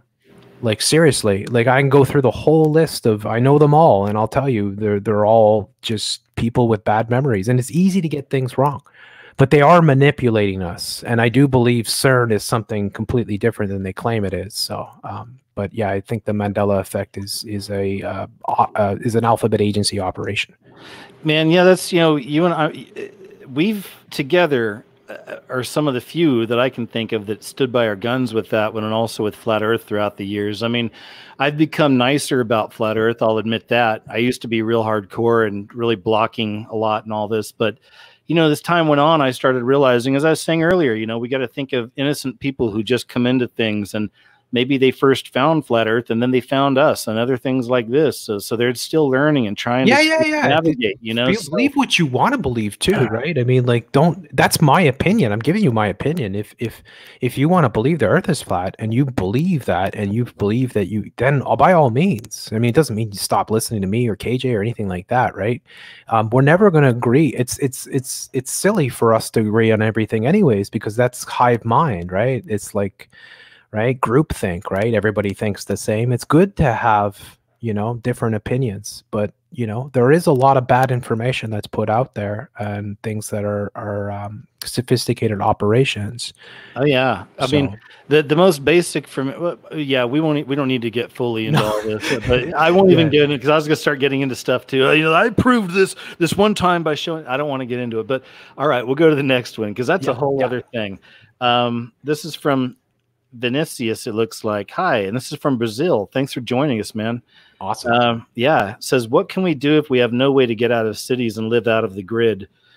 Well, gosh, you're in Brazil. I'm actually kind of envious. I would like to be in Brazil, because I bet there's a lot of great jungle out there you can get out to. Not easy though. It's it's not easy to survive in the jungle. Yeah, that's true. Well, jungle is actually very difficult to survive in. It makes you think that it's easy, but it's actually very difficult to survive. The natives there, they need quite a bit of territory. Well, what would you tell Vinicius then? What's your best answer? Would you say how to get out of the city? I would say, I would say, start looking at what you have in assets and stuff like that, and think about where you can get to feasibly, and like, so say you're in Rio or you're in Sao Paulo or wherever you might be. If you're in one of the major cities there, you might want to look at, okay, where can I go that I can afford to live, and start to move off this grid. I mean, because that's the whole thing, right? Like, living off the grid is nice, but how are you going to feed yourself and your family and stuff like that, right? So you still need to work, but if you can, hunt and gather and all that, as well as farm, then it's possible if you can buy land and you can get off you know, their thing. Otherwise, you could just go full Rambo, develop your survival skills and go full Rambo and head out, you know, into the bush with whatever you can carry kind of thing, and just start building, because you could do stuff like that. I mean, the difference when you're in the tropics, if you are in the tropics there, I imagine in Brazil, you're probably somewhere near the tropics there, or in the tropics. Most of Brazil's in the tropics. That's better than, say, living in Ontario, or close to where I am in Quebec, right, where it gets really cold for half the year, sort of thing, and it's very difficult to survive at those points of time. So there's so many obstacles to it, though. But I think it's one of those things that you can manifest, and if you can, you should pursue it, because yeah, the cities, whatever happens, if you're in the cities, you're almost going to have not much of a choice, right? Because it's like you're going to have to use the transport. You're going to have to go to the shop, you know, the grocers. You're going to have to go to the doctor. So you're going to have to do whatever all of society, what they implement. So if it's a lockstep and you're going through these portals and you're sticking in, you know, you're going to have to do that. So yeah, I think that's a challenge, though. I wouldn't, like, the thing about where you are, Vinicius, is that we know our areas a lot better than we would know your area. So you would probably be have a lot better idea of what options you have. But I would just say, like, just start planning towards something and make it feasible. Don't make it something that's unobtainable, but something that's feasible, and look towards how you can manifest it. And also, first and foremost, look at other people in Brazil that have done the same, and see how they're living. Maybe go and get out there and see, if you can, get out of the city and see how these people live, and maybe you can learn from them, sort of thing. Yeah, that's a good idea. I agree too. You know, maybe talk to people you're close to, talk to people in your church, or maybe at work, but maybe start working on getting communities together, getting, you know, groups of people together that might like this idea of kind of moving out a little bit further outside of the city together. I always say, you know, pray about things, of course, pray for guidance, because you'll get it. And that'll also help you not do this in fear. Don't approach this with fear, but, you know, pray for guidance and for peace, and then wait for it and look for your answer, you know, actively, while being engaged, you know, again, trying to figure out a place to go and how to get there and what to do. And is there water? You know, is there natural water? You know, things like this, you know, the basics. And, you know, it'll all come together. Like Jeff said, I believe when you start putting energy to these things, it will manifest, if you will. Like, it'll all start coming together. Just believe it will. That's where prayer comes in for me. Pray on it, believe it, and then start working towards it. You know, it'll all come together for you. I hope that helps. Yeah, exactly. All right, cool. Let's see here. I'm scrolling. We'll do a few more of these. You still doing okay? Yeah, absolutely. All right, cool. Here's one I've never heard of. Have you heard any of this quantum talk happening? You know anything about that? Quantum mechanics or quantum computers? I don't know. I've never heard of quantum talk. I just figured I'd throw it out there for you. But have you heard? I'm not sure. Yeah, because the quantum computers is really taken off. That's the new wave of computers, and that's going to be, you know, computers that have, you know, we won't even be able to compare the computers that you have now to those computers. They'll be beyond anything you could possibly imagine. But yeah, I don't know exactly what realm of quantum you're talking about. Is the quantum connected to D wave, right? D wave is that, I can't remember the guy's name, but he's developed this thing called D wave. I believe it's some kind of a quantum computer, but he was talking about that what it's doing is it's opening up other dimensions. And this is the scientist that created it. Some of y'all may fill in blanks for me, but I remember him seeing a speech he was talking about with D-Wave, and there's symbolism there too. I think there's Saturn symbolism surrounding it as well. And he's talking about how it's going to be opening up these portals to where they won't be demons, but he said they're going to be more like Lovecraftian type creatures. Yeah. There's so much symbolism for that these days too. I know, everywhere. Lots of the New World Order is obsessed with Lovecraft. Big time. Oh, probably because maybe that's what some of these monsters look like that they pray to. Yeah, you know, there's something there. I think like you know, at the mouth of madness and things like that. Because I was a big Lovecraft guy. Yeah. The like Antarctica and stuff like that. There's definitely stuff under the ice, sort of thing that you know. And recently was the Bird Box. You remember the Bird Box Netflix thing that they put out with the movie? Yeah. Yeah, and it was like they were Lovecraftian demons that were basically manifesting. Right, and it's. I'm sorry. Go ahead. No, yeah, that's it. Yeah. Well, there was a movie called what is it? Gosh, Underwater, I think it was called, with Kristen Stewart. See that? Yeah. No, I haven't seen it. So that just came out, and I watched it recently. And same thing. No, spoiler alert, folks. But it's like there's a Lovecraftian creature down there. You know. So have you seen The Lighthouse? Oh gosh, that was a crazy movie. That's nuts. That's the guy that made The Witch. Which that's 824. 824. Yeah, that's the New World Order there. That studio there is they put out Midsummer and all these movies. Hereditary is another one that we mentioned before. But yeah, that Lighthouse film, whoa. That's Lovecraftian. That's also Luciferian, and it has so many different elements, and it's also really artistic filmmaking. Like they went like the it was Robert well done. Very well done. Excellent acting too. William Dafoe is wow. He was great in that. He really was great in that. But you're right. They had the Lovecraftian creature thing. I want to throw this out now that I'm thinking of it. Also with A24, they made that movie called It Comes at Night, and that's all about social isolation, right? That's insane. That one freaks me out because it comes at night is a post-apocalyptic world where you have you don't know anything about what's happened, kind of like The Road or something, right? But it's a family in the woods in a cabin, and you just know civilization's collapsed and that they never leave the house at night, and they have the red door which they lock, and that's the only way in and out, sort of thing. And then they start, then people, there's a heavy element of wraithism, that comes into the whole thing. But really, the paranoia of plague is a huge part of that film. So it's definitely predictive programming. And I'll throw this at you. It's biblical symbolism where they have the red door because that's the blood on the door like they did in Egypt. Yes. So the death would pass by. Yes. Total predictive programming. What's Passover, right?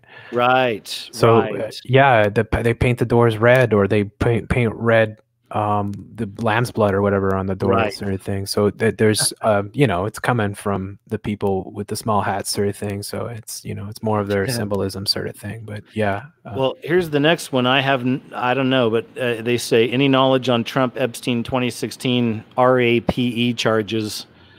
I don't have information on that. You have to spell that. Yeah, just in case. Yeah, I don't even know about that, but I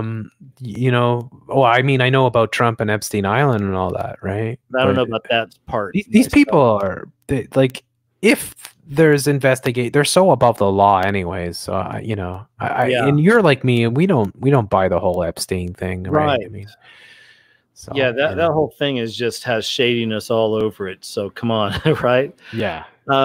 Well, here's this from Sleeping. What do you think about the Denver airport murals? Lesser magic, in front of your face. I've shown this in something recently. I've never seen it on an all show, but when you look at all the children on the one mural they had, it was actually in the form of a brain, and the brain is a rainbow. Yeah, and that's why I always go back to the Attack of the Rainbow Children, Rise of the Rainbow Children, because it's a global hive mind. They're all diverse. They're all different colors. Diverse, and this, that, and the other. So there's that, and we know that again, it's lesser magic, and there's obvious Masonic connections there. There's a Masonic template.